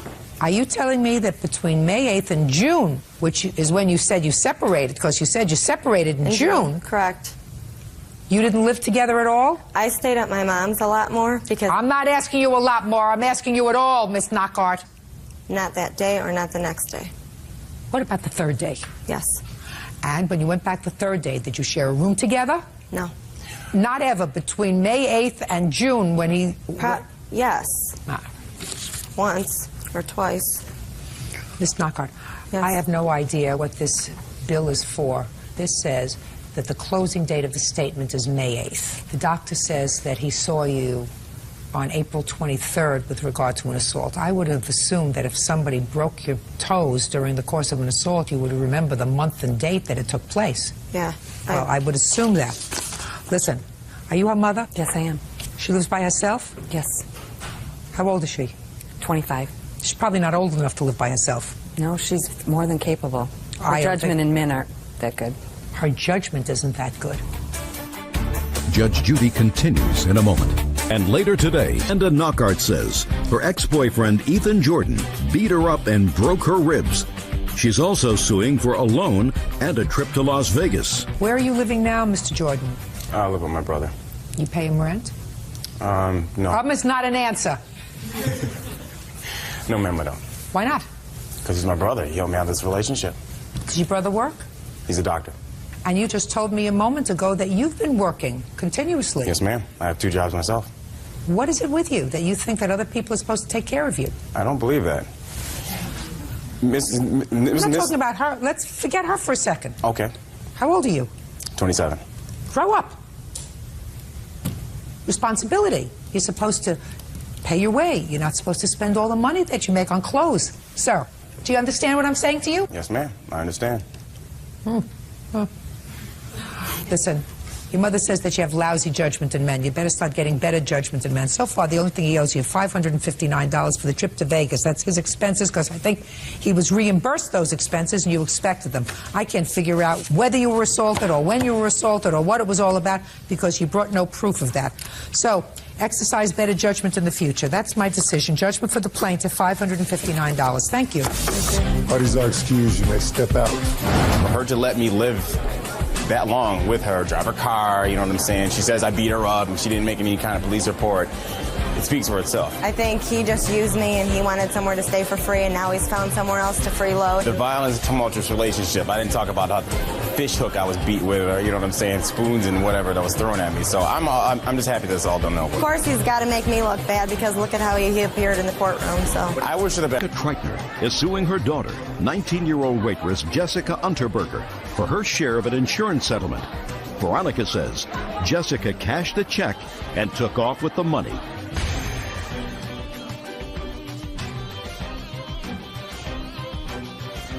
Yeah, this is case number 260 on the calendar in the matter of Treitner versus Unterberger. Thank you. You're welcome, Judge. Parties have been sworn in. You may be seated. Have a seat, sir. Ms. Treitner, the defendant is your daughter. Yes, ma'am. And you are suing her because, according to what I read, your daughter was riding in a car as a passenger. Who was driving? I was driving. And there was an accident. Yes. And your daughter was injured. Yes. She was under 18 at the time. Yes. And you decided, rather than going to trial, because I assume the other person was responsible? Yes. You settled her claim. That's correct. For a little over $4,000. Yes. She wasn't living with you at the time because your daughter has been in foster care for a good part of her adolescence. That's correct. And you sent her the check because there was a two-party check, and you instructed her to sign the back of the check, send it back to you, and you would give her some of the money. That's correct. And she kept the check and cashed it. Yes. And spent the money. Yes. So you want half the money back for her medical bills. That's correct. Okay. How old are you? I'm 19. When did you go into foster care? I went into foster care the 24th of May in 2002 is the official date. Who did you live with before that time? My mother. Had you been in foster care at any time from the age of 12 to 16? I went to foster care when I was 14 and I turned 15 in foster care. You have siblings? Yes. How old are they? My brother's 14. Does he live with your mother? Yes. Has he always lived with your mother? Yes. He was not in foster care? No. So I gather from what you tell me, you and your mother had a rocky relationship, which is why she put you in foster care. Correct. And you have remarried? Yes. Now, you took her out of foster care because you were going on vacation or a trip? That's not exactly true. We asked them if she could go with us. It's not so much that we took her out, but it was more like a trial to see if she could come back home and live with us. And that's when the accident occurred? Yes. Tell me about the accident. When was it? It was June 14th, 2002. We were getting onto the Pennsylvania Turnpike, and there was an 18-wheeler in front of us stopped. I stopped. The person behind me stopped. The person behind him did not. When he hit that car hit us. It bounced back and hit us again. Jessica was on the driver's side back. I was driving. The car, when it hit that side twice. We at first declined care because she said she was fine. By the time we got to New Jersey, she was complaining of symptoms of a whiplash. We took her into the hospital, and she did have whiplash. Did the insurance company pay for the damage to your car? Yes. Whose insurance? The person that hit us. Did you sue on your behalf? No. Who else was in the car? My husband was in the car, and she was in the car, and my son was in the car. Anybody else injured besides your daughter? Not in our car. I don't know about the other people. Not in your car? Right. So what medical bills did you have for your daughter? We had medical bills from the hospital in New Jersey where she was seen, and a hospital bill from a lab. I think it's in my paperwork. Well, I'd like to see it. This is the breakdown of where the money was supposed to go. It was for the radiologist. Everything else. Did you pay these bills? Yes. Let me see. I don't have the receipts. They were just paid for I think on my husband's credit card like 2 years ago, and we don't have the bill. Your Honor, I was in foster care, therefore Medicaid paid for the bills. I was unable to get a hold of Medicaid. I was unable to get a hold of the hospital, but I do have copies of my physical therapy that I went through. Payments, and also the highlighted section is Medicaid adjustments and Medicaid paid. Can I see it? We did not ask them to pay anything that Medicaid paid. Her physical therapy, anything that happened in the state of Ohio. I just need proof that you paid these bills. I don't have it. Well, that's unfortunate, because if she was in foster care, your daughter is absolutely right. If she was in foster care, then the state pays for any medical treatment that she had. That's true. However, regardless of whether her bills were paid or not, It says on there that she's supposed to get $2,000 only. The other $2,000 was supposed to be for her bills. I thought if they were already paid, I would not have to bring any more proof. I mean, it's to pay her bills. Let me ask you this question. Which one is it? Is it that you paid the bills, or you didn't pay the bills, but you felt as if $2,000 was supposed to be towards the bills, so you should be entitled to that? Which one was it? The bills were paid. By whom? I paid them, and my husband paid them. They're on his... All you have to do is show me. I can't. Listen to me, Miss Trentner. Even if you didn't pay, and Medicaid paid, only $2,000 of that $4,000 check was to go to your daughter, and you as her parent would be entitled to the other half. No. The other money was to pay the bills. She was only entitled to... Listen, I do not believe, madam, that... Stop playing with the paper. I do not believe that you paid the bills. I'm going to tell you why I don't believe that you paid the bills. First of all, you don't have any evidence that you paid the bills, and you don't look like an unintelligent woman. And if you're coming to court and saying, and your complaint says, half the money was to pay for the bills, that is your whole case. Your whole case is the bills. No, ma'am, that was not why I wanted to see the judge. Why I wanted to come was because when I sent Jessica the check, she forged my name and took any money, period. It's the fact that she forged my name, or she had somebody forge the name on my check. Then what you're saying is, it's not because you spent your own money out of your pocket to pay for her medical bills that you should be reimbursed for. You came to court and you wanted to see the judge because your daughter had forged your name and taken all the money. Ma'am, that is correct. However, all right. Can I say one more thing? Yeah. I don't care at this point about the $2,000 that is in dispute, whether you say I owe it or whatever. And you can keep the $2,000. I don't care. The dispute is she forged my name on the check. And? I would like her to have to pay for something that she's done wrong at least once in her life. Ms. Triton, your daughter was under the age of 18 at the time you sent her this check, is that right? That is correct. And so she was still technically your responsibility? No, ma'am. Oh, she was no. She was your responsibility. You chose to abdicate that responsibility by putting her in foster care. Can I tell you why she was put in foster care? Sure. When she was about 12 or 13, she started to hit people, and she would not stop. We had her arrested at least twice for domestic violence before she was put out of my house. I told her... Right now, is it normal for a child who's 12 years old to act out in that way? Yes, but... You think it's normal for a child of 12 years old to act out in that way? No, I don't. Okay. So what did you as a parent do while she was living with you in order to try to get to the root of the problem as to why she was acting out in that way? We sent her to counseling. I went to counseling with her. We tried to take my mom to counseling. We tried to get my son to go. What do you mean you tried to take your mom to counseling? My mom lived with us, and she would not go to counseling. Well, was there a problem with your mother? There's many problems with my mother, Judge. Well, what was the problem with your mother and your daughter? What was the problem with your grandmother and you? The main thing was before we had moved in with my grandmother, because for the longest time it was just me, my brother, and my mom. And then we decided, because my mother was working all the times, and me and my brother were from babysitter to babysitter, that it was just easier for us to live with my grandmother so she could watch us. Before we moved in with my grandmother, everything was fine. We were kids. We were allowed to go hang out, play with our friends, whatever. We moved in with my grandmother, and all that stopped. My brother was still allowed to do whatever he wanted, and I was constantly on lockdown. I wasn't allowed to talk on the phone, wasn't allowed to go hang out. What do you mean you were on lockdown? I was in the house 24/7. I wasn't allowed to go hang out with my friends. I wasn't allowed to go do anything school-related. You mean your grandmother was strict with you? Yes. Okay. And you tried to get your mother to go to counseling? Correct. And your mother refused to go to counseling? Exactly. I assume you wanted your mother to go to counseling because you felt as if some of her behavior was not appropriate. I felt between my mother, me, and Jessica that there was an issue that we needed to get to the bottom of. Yes. Okay, and your mother refused to go? Yes. Your daughter went? Yes. You went? Yes.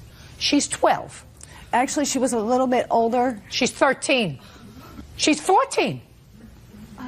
I understand that you were a single mother and you had 2 children. but you put your daughter in a situation that you acknowledge was not the best situation for her with your mother, with somebody who refused to address any problems that there were, and you responded to that when your daughter started to act out, which I'm sure she acknowledges was inappropriate, inappropriate behavior, but she started to act out. Your response was, instead of moving out of your mother's house, you put her in foster care. That's not exactly true. My mom lived with us because she could not work. She had nowhere else to go. My brother wouldn't take her. Nobody would take her. Just a second. Is what you're telling me now that you had to make a choice between your mother and your daughter? No. That your mother had no place else to go and you couldn't put your mother in foster care, so you put your daughter in foster care? No. Come on. No, that's not what I'm saying. Well, I mean, I'm trying to get what's happening here. Can I kind of explain it? Jessica would go from hitting, then she went to punching. She tried to choke me. She went after her grandmother with a butcher knife.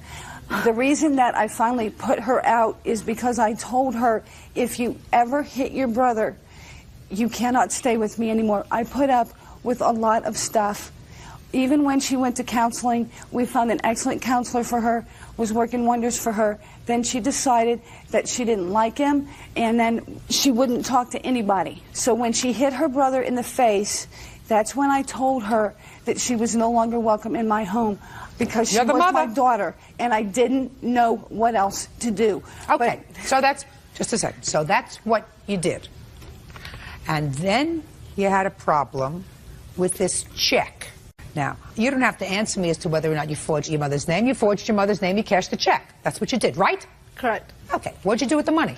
I was living in my own apartment, and I needed furniture for my apartment. How old were you when you were living in your I was 17. Okay. Foster care has a program called independent living, and that's what they did. They put me in independent living. I needed pots and pans, dishes. Okay, so you were living in an apartment? Correct. Did you know that she was living by herself? Yes, I did. Good. What did you do to help her set up in her apartment? When she set up in her own apartment, we were already in New Jersey. I didn't ask you where you were. I said, what did you do to help her set up in her own apartment? When she called me, I asked her if she needed anything. She told me no, she was fine. So the answer that you're telling me is you did nothing for her to set her up in her own apartment at age 17. I asked her if she needed... Right, that's correct. Judge Judy continues in a moment. Kreitner says her daughter, Jessica Unterberger, stole her share of an insurance settlement. Okay. So she says she needed furniture and pots and pans, and she needed some money. Were you working? Yes. What kind of work were you doing? I was working at a pizza parlor. Are you still working there? No, that was in Ohio. I currently live in New York now. And what do you do in New York? During the summer season, I'm a soccer referee, and right now I'm working as a waitress. Where? At a restaurant on the east side. You live alone? Yes. That's a hesitant yes. Because I'm living in a room in a house. There's other people in the house, but it's my room. So you rent a room? Yes. What's your rent? $120 a week. And how long have you lived there? I've lived in this particular place for about 2 weeks now. Prior to that, where were you living? I was living in Ridgewood in another one room, and I was paying $90 a week there, and I lived there for 3 months. And before that, I was living with my fiance's parents. And that didn't work out? No. So from the time you were 17 until now, you've taken care of yourself? Correct. You got my drift. I don't understand why you want to believe her, because what she's telling you is not true. Just a second. All I'm asking you is, you're her mother. That's correct. From the time she was 17 until today, other than this $2,000, how much money have you given your daughter? None, because I did not know where she was. Now you know where she was. Whether you know where she was or you don't know where she was, you've given her nothing, and she's managed to support herself. If that's what you want to call it. Well, she's managed to support herself. But what she's telling you she does for a living is not what she does for a living. Well, tell me what she does for a living. She has tried to sue the state of New York twice. Yeah. She has lied to you about not where she lives, but who she lives with. And listen to me. I asked you a simple question. You said to me she lied about what she does for a living. And I'm asking you, if she lied about what she did for a living, she did. You tell me what she does for a living. Suing the city of New York is not a living. Understand that. All right. What she told you and what she told me was that she works in a restaurant and she gets paid under the table. Who cares? But that is not true. Well, so tell me what she does. I'm not sure. But I know she doesn't do that. Let's try now. Let me tell you something. I was concerned. You know what? I'm speaking. I was concerned about your lawsuit from the beginning because it seems to me that you were. Again, I'm speaking. You were in a car. You were the driver of the car. Your minor daughter was injured in an accident that, according to you, and I have no reason to doubt you, was not your fault. I have children, and if one of my children was injured in an accident, and the accident resulted in that child getting a claim, why don't you try paying attention instead of crying because you're not going to get any money? I don't care about the money. Then just listen. Then just listen. It would seem to me what I would do is I would say, gee, here's $4,000. I'm going to put this in an account for my child, for their future, either for college or to set them up in an apartment or to help them maybe with a car. But certainly, I didn't pay out any money because I had insurance that covered the medical bills. That's not And true. you didn't pay any money because I don't believe that either you or your husband paid any money, because if you did, you would have the canceled check. You would have your credit card statement showing that you paid the amount 2 years ago, because if you knew you were coming to court and that's the evidence that you required, that's the evidence that you would have. You say you're angry because she forged your name and she should be taught a lesson. Well, it was the wrong thing for her to do, to forge your name and to take the money to use to set up an apartment. But at the time she was 17 years old, she was placed in independent living, you had your own apartment. You were working marginally to pay for whatever was in the apartment, and she needed the money. And since you weren't forthcoming with the money and you knew how to reach her because you knew where to send the check, you sent her the check and said, darling, sign the back of this check. When I get the money, I'll give you half. That's not what happened. That's what you told me in your complaint. You said, you want me to read you what you wrote? You said, I sent her the check unsigned. I sent it by certified mail. That's correct. Okay, so you knew where to send it. Right after that. Yeah, just a second. So you knew where to send it. And if you knew where to send it, was she in foster care or was she in her own apartment? She was in her own apartment at that time. And how much had you given her at that time to help her set up an apartment? A little slush funds. Considering that I had just found out that she was on her own, I couldn't have sent her anything, could I have? I did not know. Yes, just a second. I did not know. Yes, my dear, you could have. You could have said, here's $4,000 that I just got. But I'm speaking. You're on your own. I'm signing this check over to you, my sweetheart. I know you've had a difficult teenage time. We haven't always gotten along, but you're on your own now. Here's $4,000 that none of us anticipated because you decided to settle the case for her. Here's $4,000. I want you to take it. Whatever you don't need, listen, whatever you don't need to set up your apartment, put in a bank account and use it with my love. Because part of it should come to me, I'm giving it to you. That's what you should have done. You didn't do it then, you're doing it now. Your case is dismissed, that's all. I can't believe this. You win again, you stupid. My mom has a way of twisting things to make it out so that she's always right. She's always been against me, and I think the main part of that is because you look at me, she looks at me and she sees my father. It's been like this my whole life. I've been through foster care, I've been in and out of juvenile detention. Yes, I should not have hit her, but I had no other way to get out of that place. I don't want to get hurt anymore, so if this is how she's going to be, then I don't want to be around that. It's not healthy for me. I think I've paid enough for her. What kind of mother is she? She's just blood. That's all she is. She's not my mother. My foster mother, the one I was with for 2 years, that is my mother. You'll probably see us here in a couple years. She'll find something else. Paulina Cardozo is suing Norma Jimenez and her 17-year-old son, Christopher Espinoza, for damages resulting from a car crash. Court come to order. All rise. Have a seat, please. Case 2054, Cardozo versus Jimenez Espinoza. Thank you. You're welcome. Ms. Cardozo, it is your claim that the defendants are responsible for an automobile accident. Yes. That both totaled your car and injured you and your child. Yes, Your Honor. When did this accident happen? What date? On May 6th, Friday, 2022. What time of the day? It was around 7:10, 7:20 a.m. Where were you going? I was going to drop off my son to his babysitter. Then where were you going? Work. Is that your regular route? Yeah. Your last name is? Espinoza. How old are you? 17. You were driving that morning? Yeah. Yeah is not an answer. Yes. Yes is an answer. Who was in the car with you? My little sister. How old is she? 11. Do you have a driver's license? Now I do, yeah. Did you, on May 6th, have a driver's license? No. I assume you were taking your sister to school. Yes. And then you were taking yourself to school. Yes. This was in May. How long had you been driving your sister to school? 6 months. Where was your mother? At work. Did you drop her off at work first? No. How does she get to work? Her own car. Who owns the car that you were driving? My mom. So your mom has 2 cars? Yes. What other adults live in your house? Just my mom. Your mother? Yes. Your sister? Yeah. And you? Yeah. When was the car purchased that you were driving with your sister? It was a gift. Who was it a gift to? Me. Whose name is it in? My mom's. When did you get it? Month and year. Don't speak to him. When did you get it? January. January of 2022. Yes. So that's why you had been driving your sister for 6 months. Yes. The car is in your name? Yes, Your Honor. You know that he has no right to drive a car.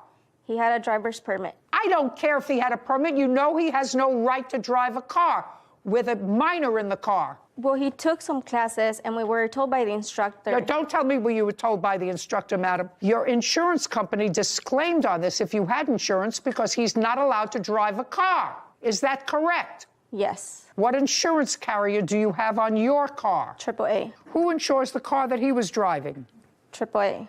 On your name? Yes. When he had this accident, the insurance company, AAA, disclaimed on the accident because he was driving the car. Yes. Did they drop you from your policy? Did they drop your policy? No.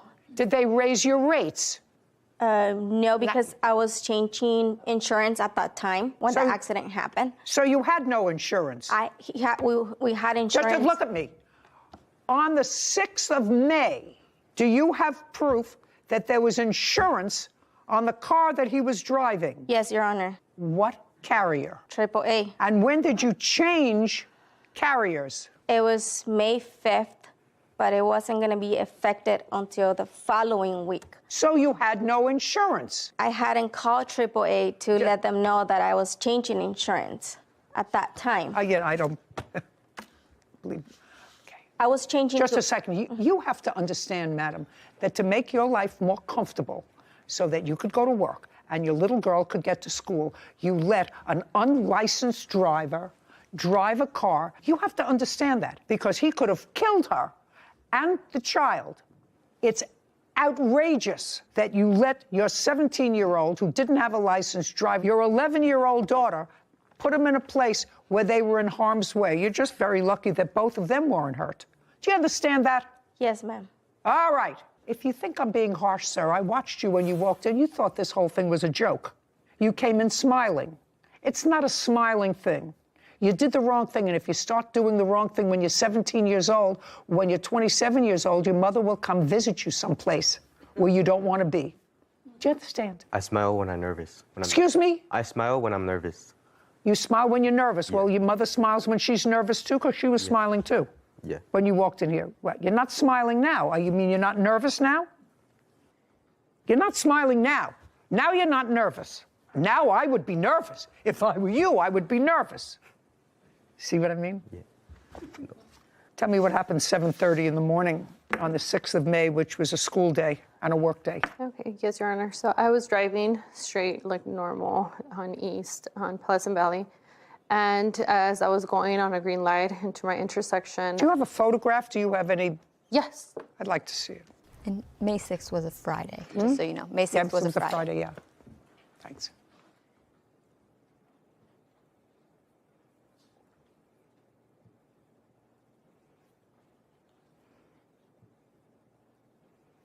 Your car is the red car? Yes, Your Honor.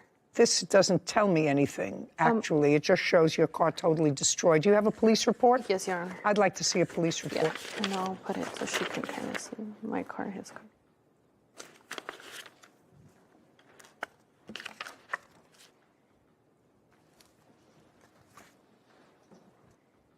This is the diagram that the police prepared. Yes, Your Honor.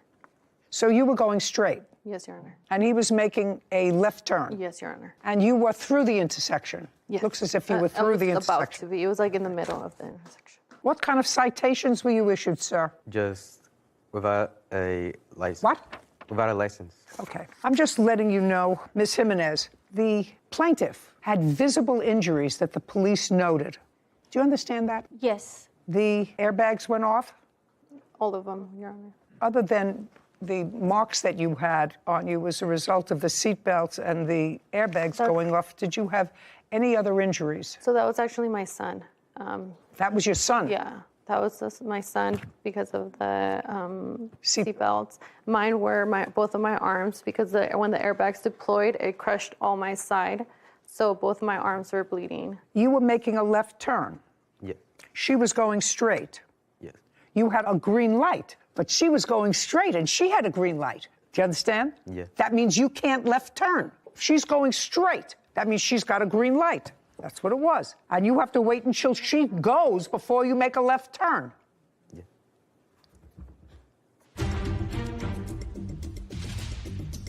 Were they at the scene at the same time at any time? No. When your mother says that she asked Miss Cardoza, are you okay? That wasn't true. No. Was it true or it wasn't true? And later today. You have no proof here of anything. So I'm asking you, you want nothing or do you want your car back? I want your $10,000. I'd rather have my car back than nothing. And I'm sorry. I'm sorry.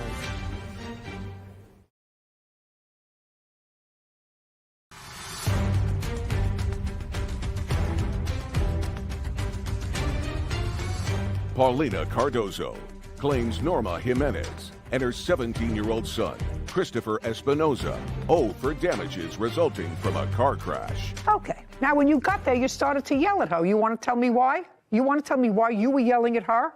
I didn't even yell at her. I got to the place, and then there was somebody waiting for me and told me that she had just hit them, like the person that there was a You witness. can't tell me. Yeah. There was somebody He that saw he hit her. Boy, there was somebody that saw the accident, but that person unfortunately couldn't be here. Okay. But I'm asking you why you were yelling at her. Did you have a conversation with her? I never had a conversation with her. I just asked her, are you okay? And then she said, they're taking my son to the hospital. That's all she said. And when I got there, the firefighter told me. No, don't tell me what anybody told you, madam. Don't tell me what anybody told you. You called your mother? Yes. You used your cell phone? No. How did you call her? My sister. You used your sister's? Yes. And she came right over? Yes. Miss Cardoza was there when your mother got there? Yes. You want to answer me? Did your mother and Miss Cardoza, were they at the scene at the same time at any time? No. Before she was taken to the hospital? No. When your mother says that she asked Miss Cardoza, are you okay? That wasn't true. No. Was it true or it wasn't true? It was true. It was true, so that well, how did she communicate with Miss Cardoza if she didn't ask her, if she wasn't there? I'm going to ask you again. Was your mother at the scene when Miss Cardoza was also at the scene? Yes. And did you tell your mother that the accident was Miss Cardoza's fault? No. What did you tell your mother? That we got in a car accident. She didn't ask you what happened? Come on. Yes. Come on. Your mother asked you what happened. Yeah. And what did you tell her? What happened? Well, let me hear what you told your mother happened. I was going in East Pleasant Valley Road. I put my left turn signal to go to the left turn lane. You were in the left turn lane? Yes. And? I waited to turn and turn. And? I was there and she swerved in and hit me. She what? She swerved in and hit me. She swerved and hit you while you were making a left turn. She swerved into you. That's what you told your mother? Yes. Yeah. Judgment for the plaintiff in the amount of $10,000. We're finished. This court is adjourned. I feel like she was very fair. To my understanding, what they have told me is like he was allowed to drive. It's been a hardship for us. And that's why I let him drive. I was scared. I didn't know if he had broken something or something worse. I only asked her, are you guys okay? Like, what happened? Somebody told me that it was you that hit them. Till this day, it's haunting. My son doesn't like to get in the car anymore, so it's straining. He wasn't even cited for the accident. He was cited for not having a license. I think she thought it was my fault, and I feel like she still thinks it's my fault, but it was not my fault. She was the one that hit him. You need to have insurance, and you need to know how to drive. I'm glad it's over. This is a public service announcement to the governor of the state of California. Do everybody a favor. Propose legislation that mandates that if you drive without a license as an underage driver and you're caught, and or have an accident, you are ineligible to get a driver's license until you're 25 years old. That would probably be a deterrent for some people. Something is wrong with the system. Those are my words for the day. Case number 2061, Laura versus Burke. All parties, please step forward.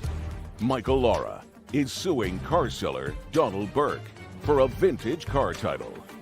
Mr. Lara, Yes, Your Honor. you had a truck, Yes. and that truck was a 2007 Yes, Your Honor. Nissan Frontier. Correct. When did you purchase it? I purchased it in 2019. From whom? From a private owner.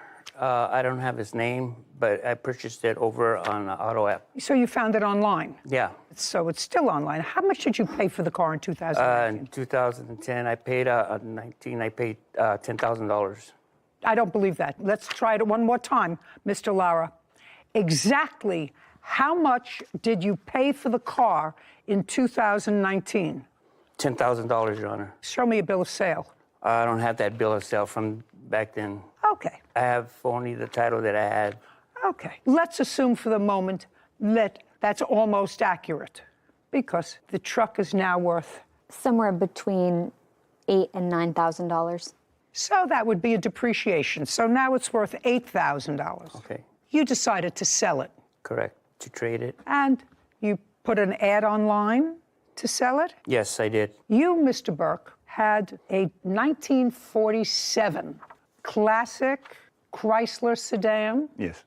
When did you get that? Beginning of the year. Beginning of 22. And where did you get it from? A car dealer had it for sale. Car dealer where? Montclair, California. You remember the name of the car dealer?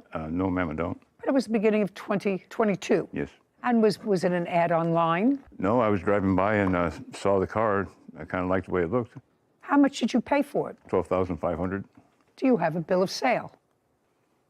No. That was just this year. Why don't you have a bill of sale? I have the registration and title. I don't need the registration and title. I need a bill of sale. I don't have one. Difference when you buy it from a private party. But if you buy, do you have, it was the beginning of January. How did you pay for the car? Cash. Cash. Do you have a withdrawal from your bank of $12,500 to show me? No, I don't. Well, how do you expect me to decide this case? You have a claim, you have a counterclaim. Nobody has any proof. How do you expect me to decide? Each of you is suing the other for $10,000 without any proof of anything. How do you expect me to decide that?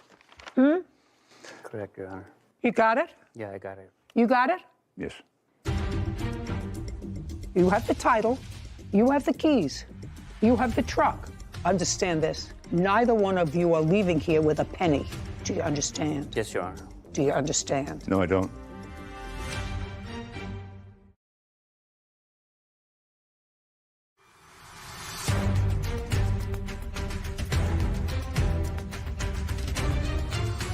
Michael Lara claims car seller Donald Burke owes him the title to a vintage car. Donald is countersuing, claiming Michael broke their agreement. Okay. Do you have a car now? Yes, I have a 2001 GMC truck. No. You have his car? Oh, yes, I have his car, yes. You Your Honor. have his car? Yes. And you have his truck? Yes. What do you want me to do? I wasn't the one that started this. Okay, Your Honor. He doesn't have the title. Well, he never produced the money that he was supposed to produce. I have his title to his vehicle. He signed it over to me, and he gave me the keys as well. Okay. I didn't ask you anything. Well, I want you have the title, you have the keys, you have the truck. Correct, Your Honor. My question to you is, you have the title to his car. He paid, let's assume he's correct, that he paid $12,500 for the car in the beginning of 2022. That car, which is a classic car, is now for sale, because I looked it up, I don't remember the numbers, for? Between $18,000 and $60,000 on the high end of what I've seen. Okay, so it's worth considerably more than what you paid for it. Roughly $10,000 more than what you paid for it, right? That's correct, Your Honor. You don't know him, do you? No, I don't, Your Honor. There would be no reason why he would make you a gift. Is that right?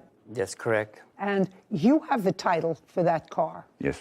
Because you say, according to you, that he didn't fulfill his promise, Correct. his contract, to pay you an additional amount for it. Now, you say he agreed to pay you an additional $10,000 for it. Yes. I don't know that because none of it's in writing. Anybody have any proof of that? No, Your Honor. No. Yeah, good. And you want your car back. I would just. You want your car. Well, I'm not giving you $10,000. I want you to just understand that. Yes. Because you have no proof here of anything that satisfies me. So I'm asking you, you want nothing or do you want your car back? What's your $10,000? I'd rather have my car back than nothing. You'd rather than have your car back. And I'm sorry. I'm sorry. you have the car. Yes, I do, Your Honor. And you put in some money in the truck. Yes, the catalytic converters were bad. How much money did you put into the truck? $2,165. Okay. And you have proof of that. Yes. Yeah. Where? Can I help him? I don't need you for anything. Here. And it still needs another $2,165 for the other side. And you have the title to the car, is that right? Yes. Now, do you want nothing or do you want your truck back, even though he added money to it? Do you want nothing or do you want your truck back? That's my question to you. You want nothing or you want your truck back? My truck. Great. And you want your car back? Yes. Perfect. And both of you have agreed, because there was clearly some misunderstanding between the two of you, giving you the total benefit of the doubt, sir, that there was additional money to be forthcoming. I'm speaking. Understand this. Neither one of you are leaving here with a penny. Do you understand? Yes, Your Honor. Do you understand? No, I don't. I put very, $2,000 very, into very, his truck. very easy. Very easy, sir. You're getting back a car that you say is worth, she says, is worth $20,000. Your Honor. Sorry. It's not going to work for you. You're going to each end up with your own cars back. Since there was clearly a misunderstanding about the nature of the contract, what I'm telling you is I'm going to prepare an order that within 5 days of today's date, you are to exchange cars. Figure out where you want to do that, a mutually convenient place. That's the order of the court. Goodbye. Court is adjourned. Not even the $2,000 I put into his truck? Goodbye. This way, sir. You can sell your 47 for a lot more money. I didn't bring us here. He brought us here. I like this car. He liked my truck. When I got there, we did the exchange. He signed the titles. He gave me the keys to the vehicle. Well, he gave me a truck that needed a $4,000 repair, and he didn't mention that when he gave it to me. And my car, was nothing wrong with my car. I have always maintained my vehicle. I have records of it and everything. I'll just keep my car. No more business deals.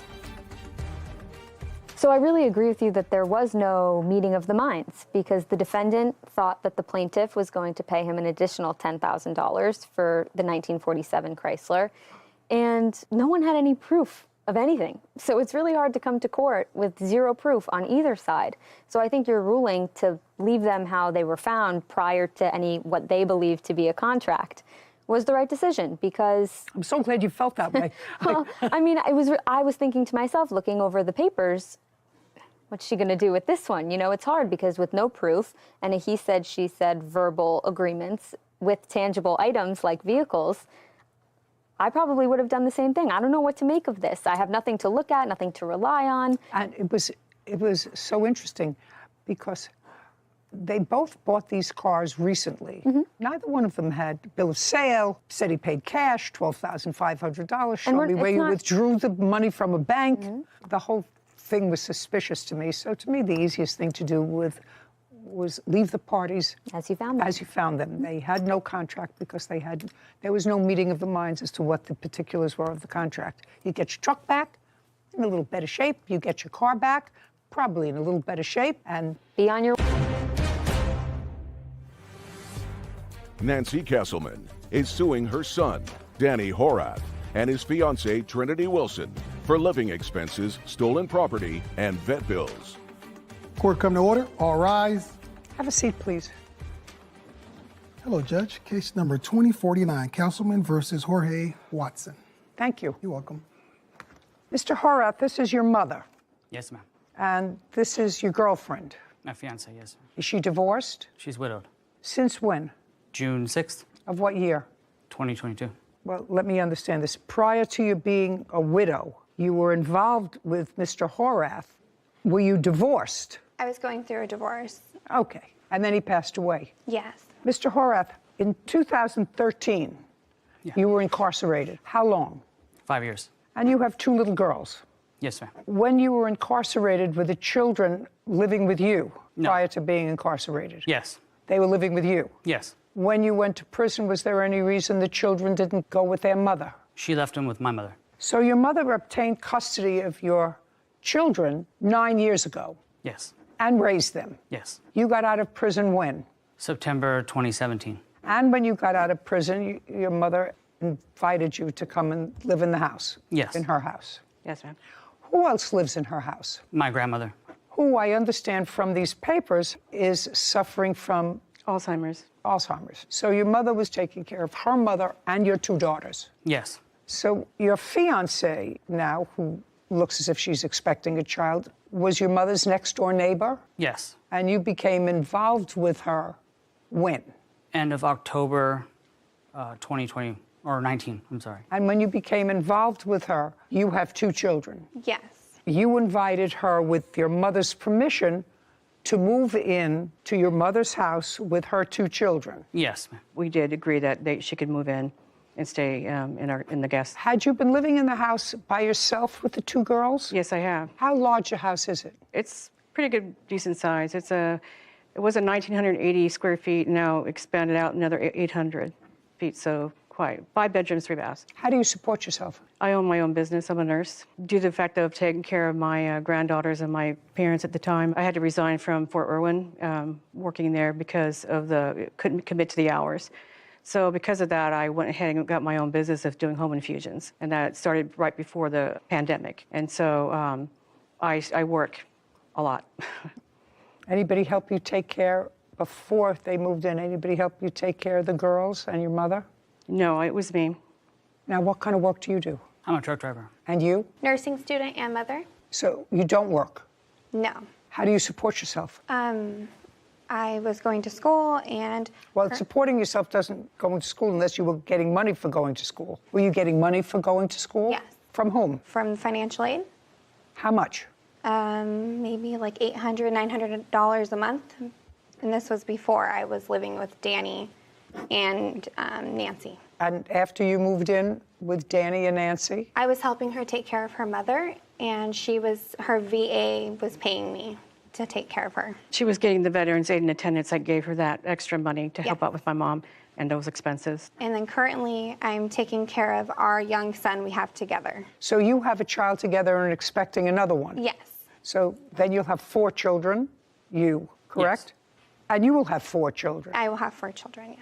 Sounds as if your mother did some very nice things for you. Yes, ma'am. Sounds as if Miss Castleman did some very nice things for you. Yes. Why do you think she's suing you? Out of anger. Mr. Horath, why would she be angry at either one of you? Because we decided that we were going to go ahead off and do our own thing, and she was no longer included in being part of that. Like what?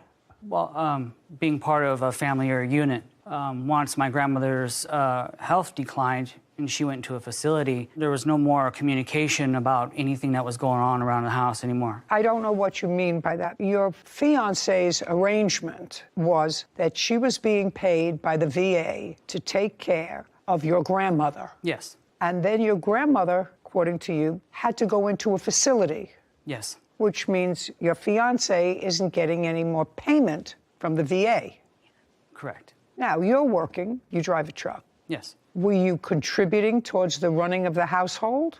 Oh, of course, yes. How much? Whatever needed to be paid. No. Tell me what you paid. I paid the Edison, half the Edison. Well, that's not a set amount. I paid $300 a month. Well, that's an amount. So you paid $300 a month towards the Con Edison. Yes, ma'am. What else did you pay? We paid for the trash. How much was the trash? $50 a month. What else? I paid for the food. For who? For our family. Well, for all of you or just for you, your fiancé, and the 4 children? And my grandmother, yes, and my grandmother, and Nancy, too. Not for me. Shh. Speak. She would come over and have dinner with us quite often. And I would make her meals and send them to her. What you're saying is, because I read when you said she would come over for dinner, there came a time when there were an awful lot of people living in the house, and your mother, because it was so crowded, moved into a trailer on the premises, and you moved into the master suite. Yes. Is that correct? Yes, it is. Say thank you, Mom. Thank you. Thank you. Thank you, Nancy. Now, did you pay for anything else that you're not telling me? Yes, we paid for the internet. Their internet. Yes. Shh. For your own internet? Yes.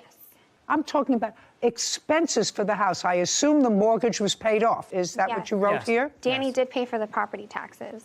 Okay. Well, then that was my next question. Property taxes. Did you pay for any of that? Yes. How much did you pay? It was $1,264 a year. Anything else? Remodeling expenses that we did to the home. I know it was expanded, and it was expanded after you were there. Yes. Yes.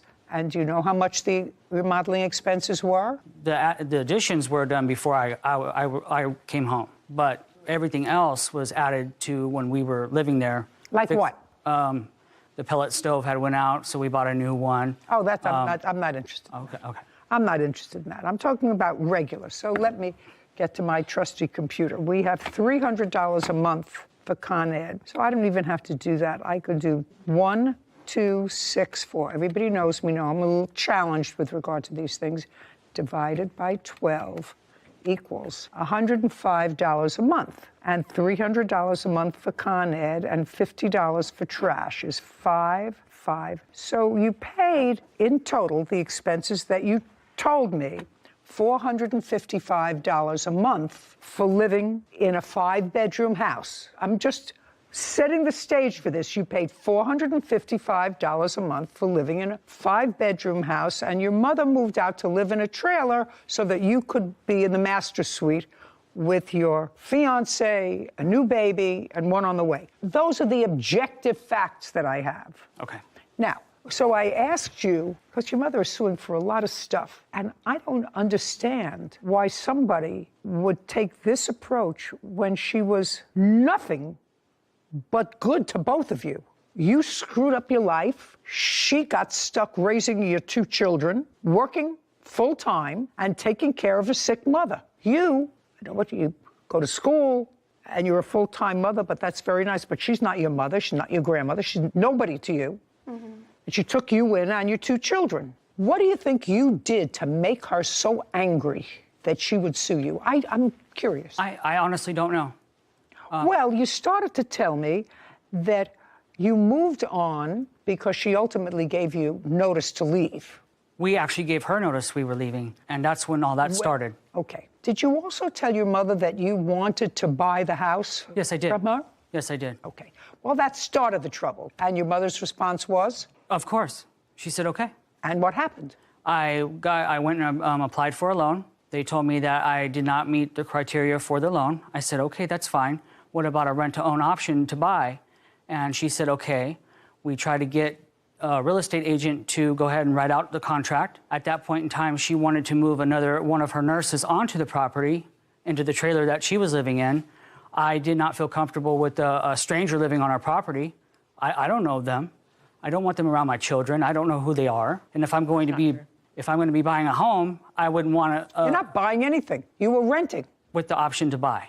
I want to buy the home, and then when I go back to apply for the loan in a year, I was going to buy the home. Maybe, maybe not. Mr. Horath, so far, you see, you have somebody who has done all things to make your life, which you screwed up a little bit, more comfortable. Takes you in, takes your girls in, takes your girlfriend in, takes your girlfriend's kids in, allows you to have more latitude and more freedom by moving herself out of her own home, which is totally paid off, into a trailer so that you could be more comfortable. And she said, you want to buy the house? Fine. You couldn't get a loan. Well, could I rent to buy?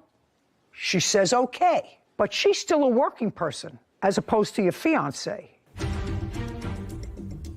You ratified the gift by buying her something that could only be utilized with that machine. So I'm not interested in the machine. Could we move forward, please? I have 7 years of postgraduate education. I'm getting very tired of this case.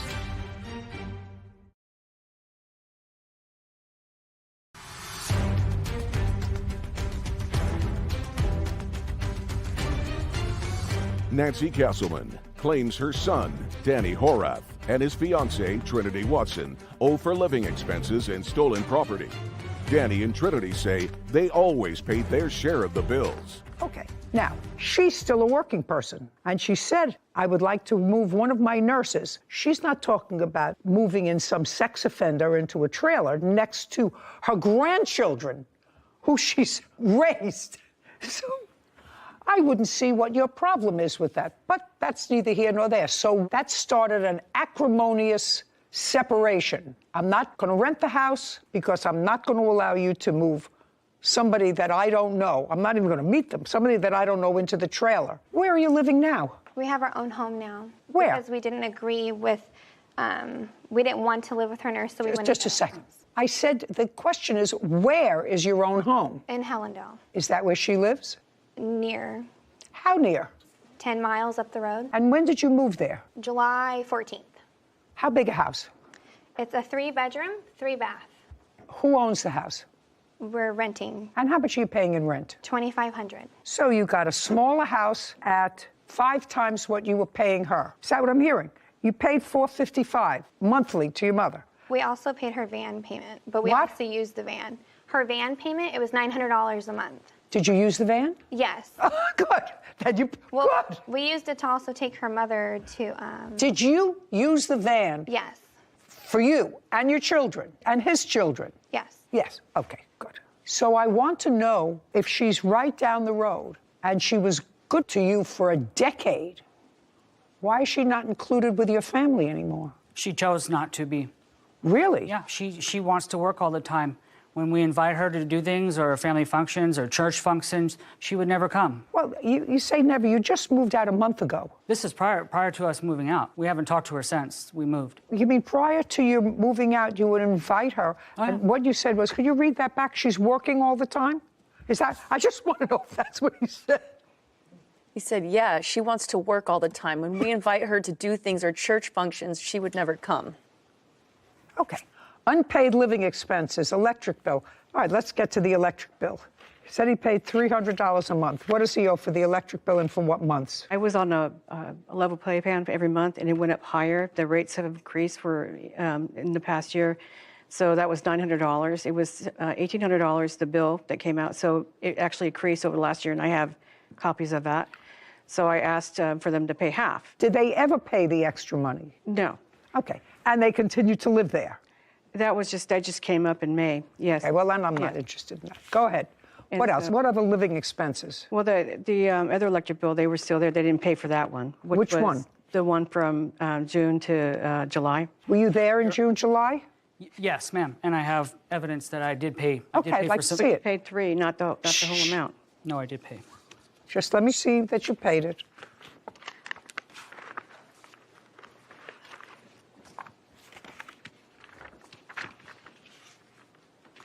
June 19th, $600. That was not for this electric bill. It was for... No, that was for Edison. It says Con Edison. Yes. There was another bill that still needed, it was like $723. I don't care. That he owed I don't care. He paid $600 in June of 2022. You have vet bills here and personal items taken without permission. And the personal items taken without permission, you took some of her things. What did you take that didn't belong to you? Nothing. Well, you acknowledged that you did. You acknowledged that either you or your fiancé took things that didn't belong to you. You said you returned them, but you took them. They were packed by other family members that were helping us pack. And? So they were taken without her permission? Yes. By your agents, by people who were helping you, so Yes. they were your agents. What was taken? I guess there was a gun that Not guess. I don't want to hear guess. There was a gun that was packed. Okay. Did you get the gun back? I got the gun back next day. It was returned, yes. What else? That's as far as I know. What else was missing? The ammo. The ammunition for the gun. I don't have any ammunition. I wouldn't have a gun without ammo. Well, go and look for it. What else? KitchenAid machine. What is that? A KitchenAid for mixing and making. I bought that for my mom. They took that. That was given to us by my grandmother because she can no longer bake, or actually given to her because she bakes. And she even, for Mother's Day, Nancy brought her and Granny, her mother, Nancy brought me the attachment it makes pasta for the KitchenAid for Mother's Day. So she was aware that her mother gave me, when she moved to the facility, that she gave me the make. Oh, she moved to a facility, she can't make a gift. If she's moving to a facility because she has Alzheimer's, she can't make a gift. I have power of attorney over her. Now, if what you're telling me is that you did take it and that the plaintiff sort of ratified that by buying you an attachment for it for Mother's Day, that I'll ask her about. Okay. Now, Ms. Castleman, listen to me very carefully. Did you buy Miss Watson around Mother's Day a pasta attachment for the KitchenAid? Yes, ma'am, I did. Okay. For my mom, with my mom. I don't... Because they were supposed to be cooking together. No. No. You bought an attachment for it, and if you buy an attachment, that was a gift, correct? Yes, ma'am. And you made the gift, you handed the gift to whom? To Trinity. Right. So even if your mother didn't have the mental capacity, you could have argued, to make a gift, and it was yours, you ratified the gift by buying her something that could only be utilized with that machine. So I'm not interested in the machine. Could we move forward, please? I have 7 years of postgraduate education. I'm getting very tired of this case. Okay. Anything else? Vet bill. Now we'll get to the vet bill. Okay. You had to go to the emergency room when and for what, Ms. Castleman? I was having issues with my stomach. I was diagnosed with diverticulitis and had to go to the emergency. I can imagine. When? That was in June, beginning of June. June of this year. Who took you to the emergency room? I had to take an Uber. I couldn't drive. Who was home? Trinity and her family. And her family. Mm-hmm. And when you went to the emergency room, where was the van? The van was at the home. Why didn't she take you to the emergency room? She said she couldn't do that. She said that she was too busy and stressed out. Is that right? I was dealing, my children's father just passed away that day. And I was there with you. Just a second. You were separated from him. Why couldn't you take her to the emergency room? Because my children just found out that their dad passed away. So I was dealing with their emotions. Just a second. I'm just trying to figure out why you couldn't take her to the emergency room. You've been living with your mother for a while now, since you got out of jail. How many times has your mother been to the emergency room? Quite a few. How many? More than 10 that I know of. And did you take her to the emergency room since you've been home? I have before, yes. How many times did you take her? 2 to 3 times, at least. When was the last time you took her? Maybe a year ago. And what was wrong then? Her sciatic nerve. Did you wait with her? Yes, ma'am. Good, because that's the right thing to do. Yes. Yeah. Excuse me a second. Get it. Okay. Don't write to me if you're a fly lover. I don't care. You did absolutely nothing wrong. If I looked up the word ungrateful in the dictionary, their pictures would be there.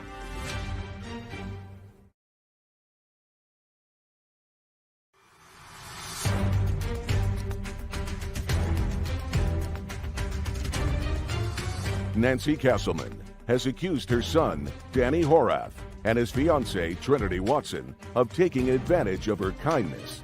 Danny and Trinity claim Nancy became upset when they stopped doing her favors. Well, Miss Watson, I know that you have an excuse. If it were me and I had been living off somebody else for years, I would have put my kids in the van and say, we have to take Grandma to the emergency room. That would just be me. And deal with my children in the van 5 minutes later. And I would have if I wasn't dealing with my children at the time, and she was aware of that. I think she even took a Lyft or an Uber. She let me know it was okay. I'm just telling you. I'm trying to get some sympathy going for the two of you. I'm not getting any sympathy going for the two of you. Did she ask you to watch her dog? No, she, like normal. I have a dog, too, on the property, and it was a mutual agreement that anytime one of us were gone, we would always make sure the dog went out to use the restroom.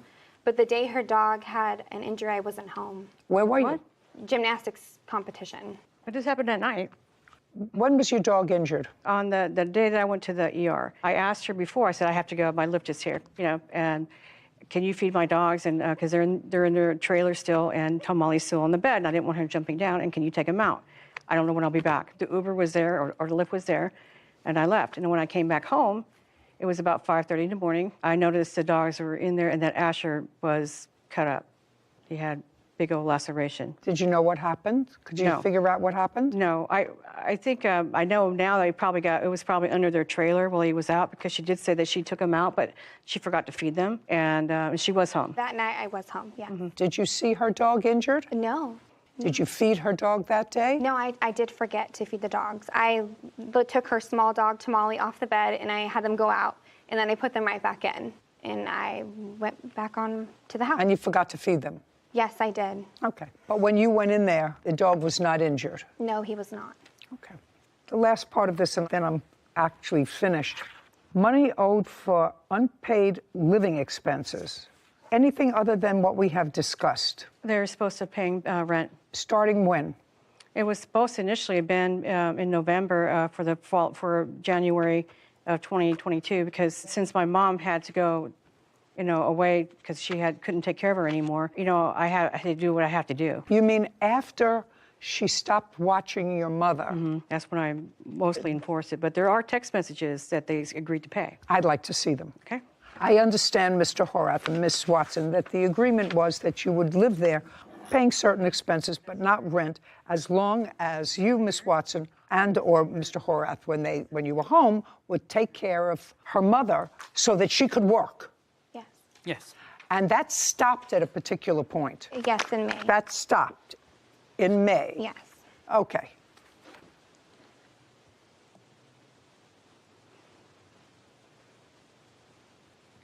Well, it does seem that there were arguments back and forth about these expenses, but never wholly an understanding that that was going to happen. Your Honor, I had several conversations with my son while he was truck driving.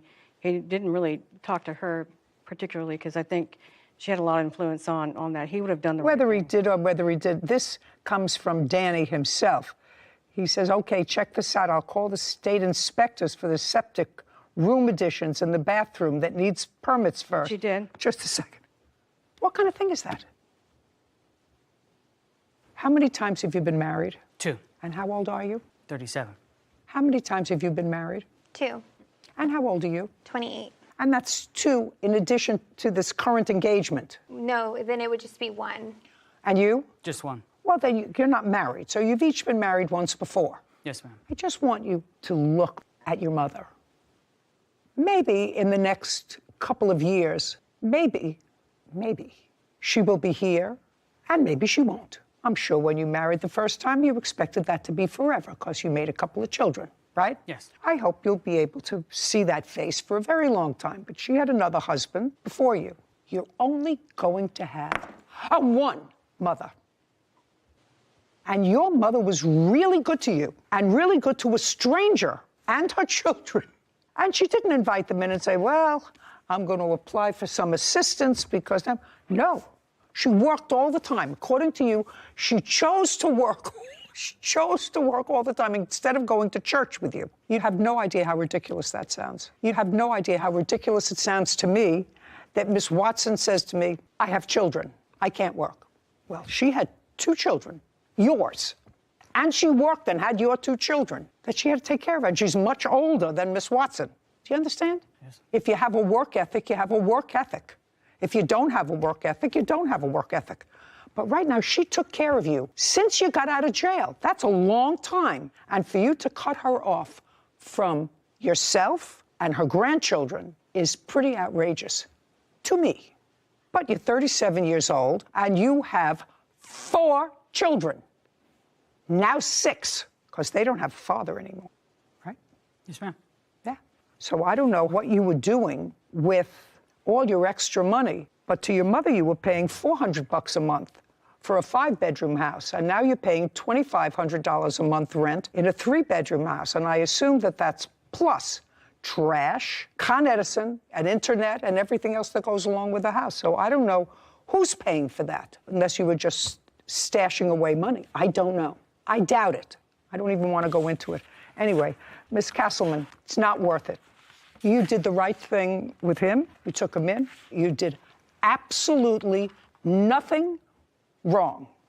But you didn't have a contract with him. And you didn't have a contract with her. And I can't enforce giving you money when there was no enforceable contract. But if I looked up the word ungrateful in the dictionary, their pictures would be there. We're done.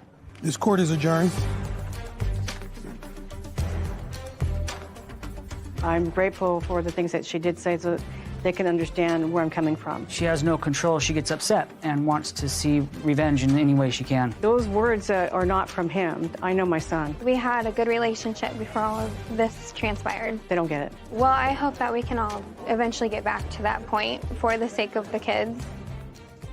You know, I don't think that there's a legal lesson there to learn, Sarah. I know, it's just so unfortunate because I feel for the plaintiff. As a grandmother, as a mother, you try and do the right thing, and just to feel so taken advantage of. And I didn't hear a good reason. I was waiting the whole time to hear a good reason for why she was this terrible person that they had to move away from, but it never came. Well, the only thing that I came up with was that she agreed to let them rent the house, rent to buy. Yes. Because they couldn't buy the house. They didn't have sufficient funds. But there was a condition. Now, she was living in a trailer on the property. She said, I want to be able to move somebody in there because I'm going to have to find another place to live, and I'm going to need money. If I sold the house, I would have some money. And I'm sure to pay for her mother in care costs money as well. She's a hardworking lady. She had 2 little kids that she had to take care of, in addition to a sick mother, in addition to working full-time. A lot of stress. While this one is in prison and the girlfriend is going to school. No legal lesson, but hopefully they work it out. Hopefully. Be too bad if they didn't. Yeah. Are you having a family dispute? Go to Judy Justice. 20-year-old Hannah Buellman is suing her former boyfriend, Ryan Trunell, for the cost of a car, an assault, and filing a false restraining order. Court come to order. All rise. Be seated, please. Hello, Judge. Hi. Case number 204, Bernero versus Trunell. Thank you, Kevin. Now, you have to tell me, are you Miss or Mr.? For the duration of this case, I will refer to as Mr. for legal terms. Mr. Trunell. Correct. Okay. Ms. Buellman, you and the defendant dated for how long? 2 years. And according to what I read, during part of that period of time, you lived at your mom's house. Yes. From when to when? From January to May. Of what year? 2021. Had you lived with each other prior to that? Yes. Where? At his mom's. And how long had you lived at his mom's? About a year, once I turned 18. Prior to your moving into his mom's, were you ever together? Yes. Where? Well, we didn't live together. We were just, we were seeing each other, I mean. From when to when? From April to December of 2019. And then I moved in at the beginning of 2020. So for a long time. Did you have plans to marry and had you discussed it? Yes. True? You had those conversations, yeah. Great. This case actually has to do with funds that you put in to a car that was supposed to be used by both of you, but since you didn't have a license, the car was put in your name. And the relationship took a bad turn, and you have the car. Is that right? Yes. And you, Ms. Buellman, want the money that you put into the car. Yes, we agreed that I would get my half of the money if he kept the car. Well, you didn't put in half the money. You only put in, according to you, a deposit. Yes. So you're not entitled to half the car. At most, you're entitled to your deposit back, and that's what I have to determine. Now, Mr. Trunell, the allegation is that you filed a false restraining order against the defendant, and I believe you spent a little time in custody. Is that correct? Yes, they took me in and fingerprinted me. And that was after the breakup? Yes. All right, so let's go to the car. You were living with your mother when the car was purchased? Yes. Okay. Mr. Trunell, month and year the car was purchased? May of 2021. So that was immediately prior to the breakup? Yes. What kind of car was purchased? 2014 Ford Focus SE. And the purchase price? We put down a deposit of $7,000. Total purchase of the car was just under $11,000. So there was finance charge on the car. Who financed the car? I did. Through what institution? My bank account. I was paying it through my debit card while I was working. I understand that, but what institution? What Bank of America. Bank of America. And what were the monthly payments? $200, around there. So if the car was purchased immediately prior to the breakup, the plaintiff really didn't get any benefit or use of the car. Very little, maybe at most 30 days. That be a fair statement? I'd say so. Fair statement? Yes. And how much, Ms. Buellman, did you put into the car? I put in $6,000. Is that correct? Correct. I'd like to see proof that you put in $6,000.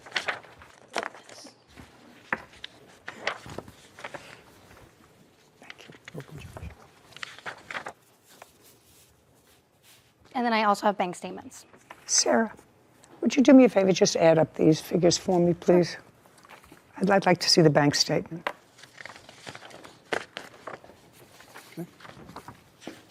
There's one page that is not highlighted. Totals to $7,000, Your Honor. What is this that you gave me? My bank statements for what I paid at CarMax, and then what I take out, I did because I did a cash deposit. So everything I took out at the ATM, I put right into my cash flow envelope I had for savings for the car. But there are 2 CarMax transactions. I did it in cash because I was told that it would be cheaper if I did it in cash because it won't be taxed if it was compared to a card. Yeah, but these figures don't add up to the same thing as that. Well, he did pay a little because that is $7,000. No. But these figures I have on the 13th of May, which is when this car was purchased. I have you took out $800. You took out $1,520. You took out another $100. Yes. I may be missing something, but that's all I see. No, and then, like I said, the ATM on the other 2 bank statements, it says $700 and $800, and I believe another $500 for everything I took out in cash for down deposit. I'm not following that. Are you understanding this? Take a look at this. Sure. So she's saying that these PNC bank statements was cash withdrawals that she then used towards, I'm assuming, this large $5,380 first bill, because the totals from this are only totaled to $2,420. Right. Well, that's all I have. That's your bank statement. This thing that you handed me first is actually unreliable because my 14-year-old child could make that up on a computer. I'm looking at your bank statement, which looks different from my bank statements, but I'm prepared to accept it. Do you have the invoice for the car that you purchased? I have the contract, the bill of sale. Contract. Yeah, I'd like to see it.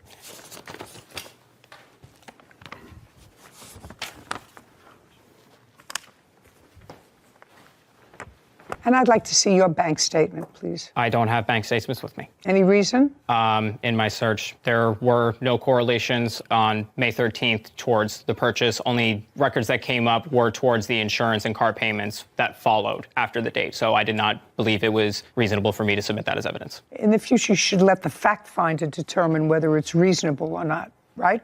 Yes, Your Honor. Okay. Now, when you finance the car, what this requires you to do is to maintain insurance. Yes. And it requires you to maintain insurance for both liability and collision until the remainder of the loan is paid off. Yes. Did you? Yes. Good.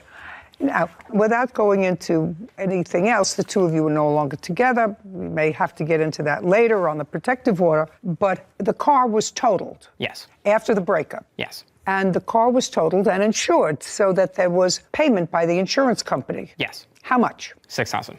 Do you have any proof of that? No.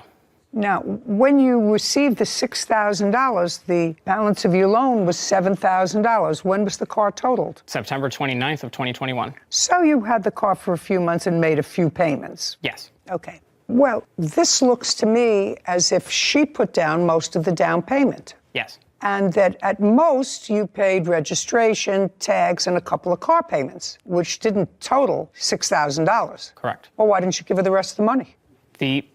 Are you following me? I mean, that doesn't seem like rocket science. It wasn't your money. The 2 of you broke up, and it's clear to me that you had a minimal investment in this dollar-wise. The reason I didn't was mainly because I was the only person that could hold on to the car and keep it legally because it was under my insurance. Okay. I was able to finance it from there. Okay. Well, what you should have said to me was, I got a check for $6,000, but the $6,000, didn't that have to go to Bank of America? Yes, it did. It went to Bank of America, went to my account. I used it towards paying off medical bills from the accident, and I used it towards rent for my home. Well, why didn't you use it towards paying off the car loan? The insurance company had paid off the rest of what I was owed to pay on the car to CarMax. They paid it off. Oh, so they paid it off, plus they gave you $6,000. No, let me correct.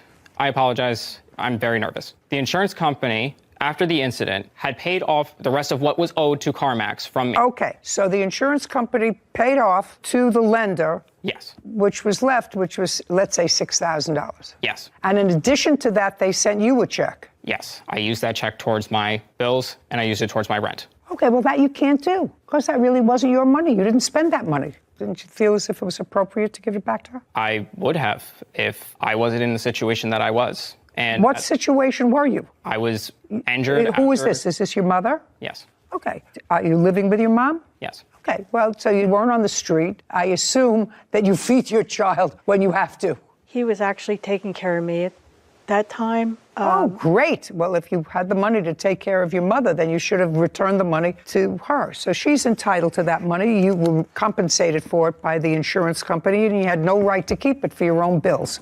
Okay. Got it? Yes. Easy. Easy peasy. Now, next is your allegation that he assaulted you and filed a false restraining order. Yes. Okay. So now let's jump to you are no longer living together. This is after May of 2021. You had an encounter, according to your papers, with the defendant. Tell me when and where that happened. So October 6th at a Gloucester City park, right down the street from where I was staying. So I walked there. And we both agreed for me to pick up my things because he still had some of my belongings. Did you make the appointment to meet by text, by email? Yes. Text? Yes. Anybody have those texts? Let me see if I do. I do not. My phone was destroyed. I only have the text from when he texted me the car accident when I said I was planning to take my car back. And right after that, I then planned to meet up with him to get the rest of my stuff back. Okay. Well, you don't have the text involving that. Okay. So you did, in fact, meet at a park. Yes. How did you get there? I walked there. I was staying at a friend's house. How did you get there? I drove my mother's car. Okay. Now you're in the park. Tell me what happened. And this is in October. Yes. Go ahead. So we meet at the park, and he gives me my belongings. And then I asked him, because throughout the breakup and afterwards, I knew there were some things he was hiding from me. So I asked him if he was hiding anything, and to get some closure, I just wanted the truth. And so from then, he was getting a little frustrated about it. And I was just saying, I don't know what I did wrong. And then he threatened to hit me. And then I said... You said to him, I don't know what I did wrong. Yes. Because he moved out. Well, from the reason he told me we broke up, he said it was mental illness. And then I felt like I wasn't helping if I could do any more. I felt like I could have done more because I was very accepting of who he is now. And so since that happened and I was so accepting of him, then he threatened to hit me. And I was very confused. And I just said, okay. And then he shoved it and swung at me. And at no time did you hit him? After that, I did defend myself and I did hit him. What did you hit him with? Just my hands. I pushed him just to get him off of me. Was he injured? By scratches, yes. Where? On the face. There was like 2 scratches I saw. And what about you? I had bruises on my shoulders, both shoulders, and then I had a swelling on my head. Either of you have photographs of the injuries? I do. I'd like to take a look at them.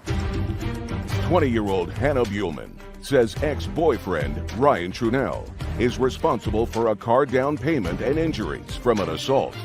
Ryan said he was the one assaulted. Either of you have photographs of the injuries? I do. I'd like to take a look at them. Thank you.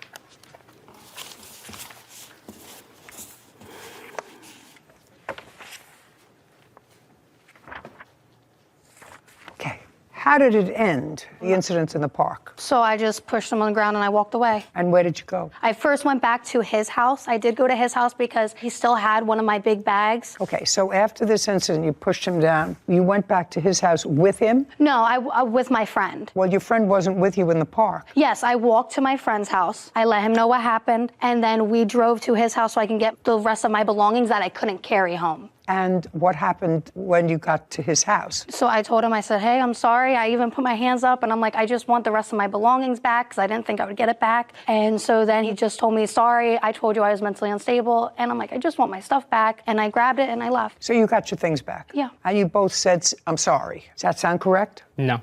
Well, tell me your version of, you had this argument in the park. We had an argument in the park. She was asking me questions about why the relationship had ended. I had explained that it was through emotional turmoil, mental illness, and that she was not being very supportive. She was very toxic, and she was very aggressive with me. And when I had told her that I was going through all of this stuff and that I felt bad for things that happened in the relationship, I told her that you need to understand that you did me wrong too. She said, so what? I pushed her. She swung first. I swung back. We fought. We broke up the fight in the beginning. I apologized. Her items were on the ground. I picked them up. I handed them to her. She punched me in the face twice. Post that, grabbed my hair, pulled it, and then we broke up the fight after. I got in my car. I went home first. She went back across the street to her friend's place. I was at the apartment. I was just talking to my landlords about some stuff that my mother and I had to take care of. I don't exactly remember. As I was coming back up from the apartment, her and her friend had walked up, threatened to charge me with assault, and demanded the $7,000 for the car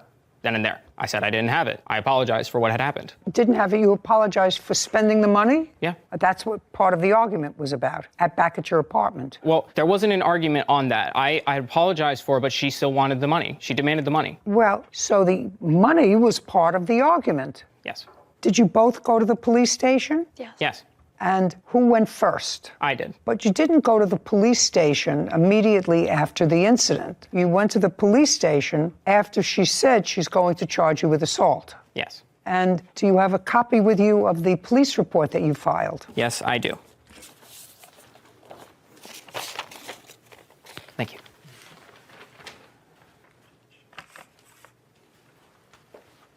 You have a copy of the police report you filed? I do not. You do not. Okay. So you were not injured, and what I'm putting together here is that you went to the police station and filed this because she had threatened to go to the police and charge you with assault. You went there, got there first, and you got there second. Is that right? And by the time you got there, is that the time they took you into custody? Yes. Okay. Did you ever, Mr. Trinell, seek medical attention for any of these injuries that I see in these photographs? No. The answer is either yes or no. No. And you do acknowledge, Mr. Trinell, that the initial aggressor, physical aggressor, which is what you testified to. Let's go back to his initial testimony, Whitney. I believe he testified that, not sure, she was aggressive, she was loud, she wouldn't accept it, and he pushed her. But I'd like to get the exact wording. So I told her that you need to understand that you did me wrong too. She said, so what? I pushed her. She swung first. I swung back. We fought. Okay, so after you pushed her, after you put your hands on her, according to you, she swung at you. Correct. Okay, well, you didn't expect her to give you a kiss after you pushed her. No. All right, Ms. Buhlman, I really am looking at your complaint, and your complaint is seeking $6,000 in damages. Well, you already have, according to you, that money invested in the car, which he got back. So you are entitled to that. And since that's the extent of your claim against the defendant, I'm granting your petition in the amount of $6,000. Judgment for the plaintiff. We're finished here. Thank you.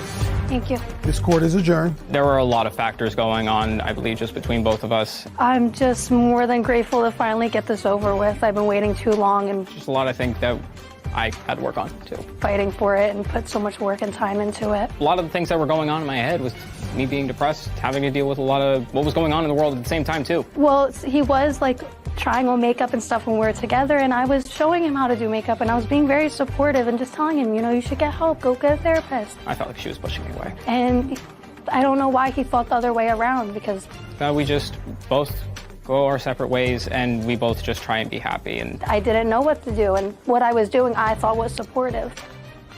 That must have been a very difficult breakup for both of them after being together for a significant number of years. But that's tip number one of Judy Justice is never put your hands on someone. And tip number two, never purchase property, dogs, cars, timeshares with someone who's not your legal partner or without a contract. I mean, we've seen this time and time again. Those people who don't follow that advice have kept me in business for 27 years. We'll keep telling them that. You're right.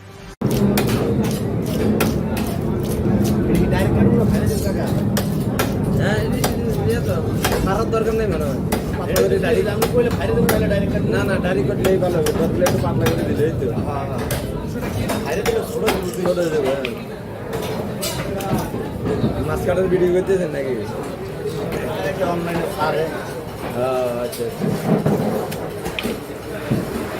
ওইদিকে অনেক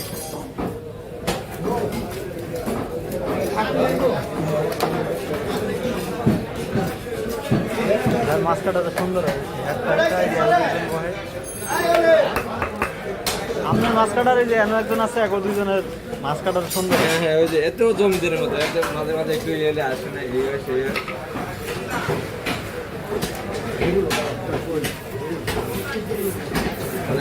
এগুলো খাইতে অনেক সামরা উঠে দিতে সময় লাগবে ওদের সব সামরা উঠে নিব উঠে লাগা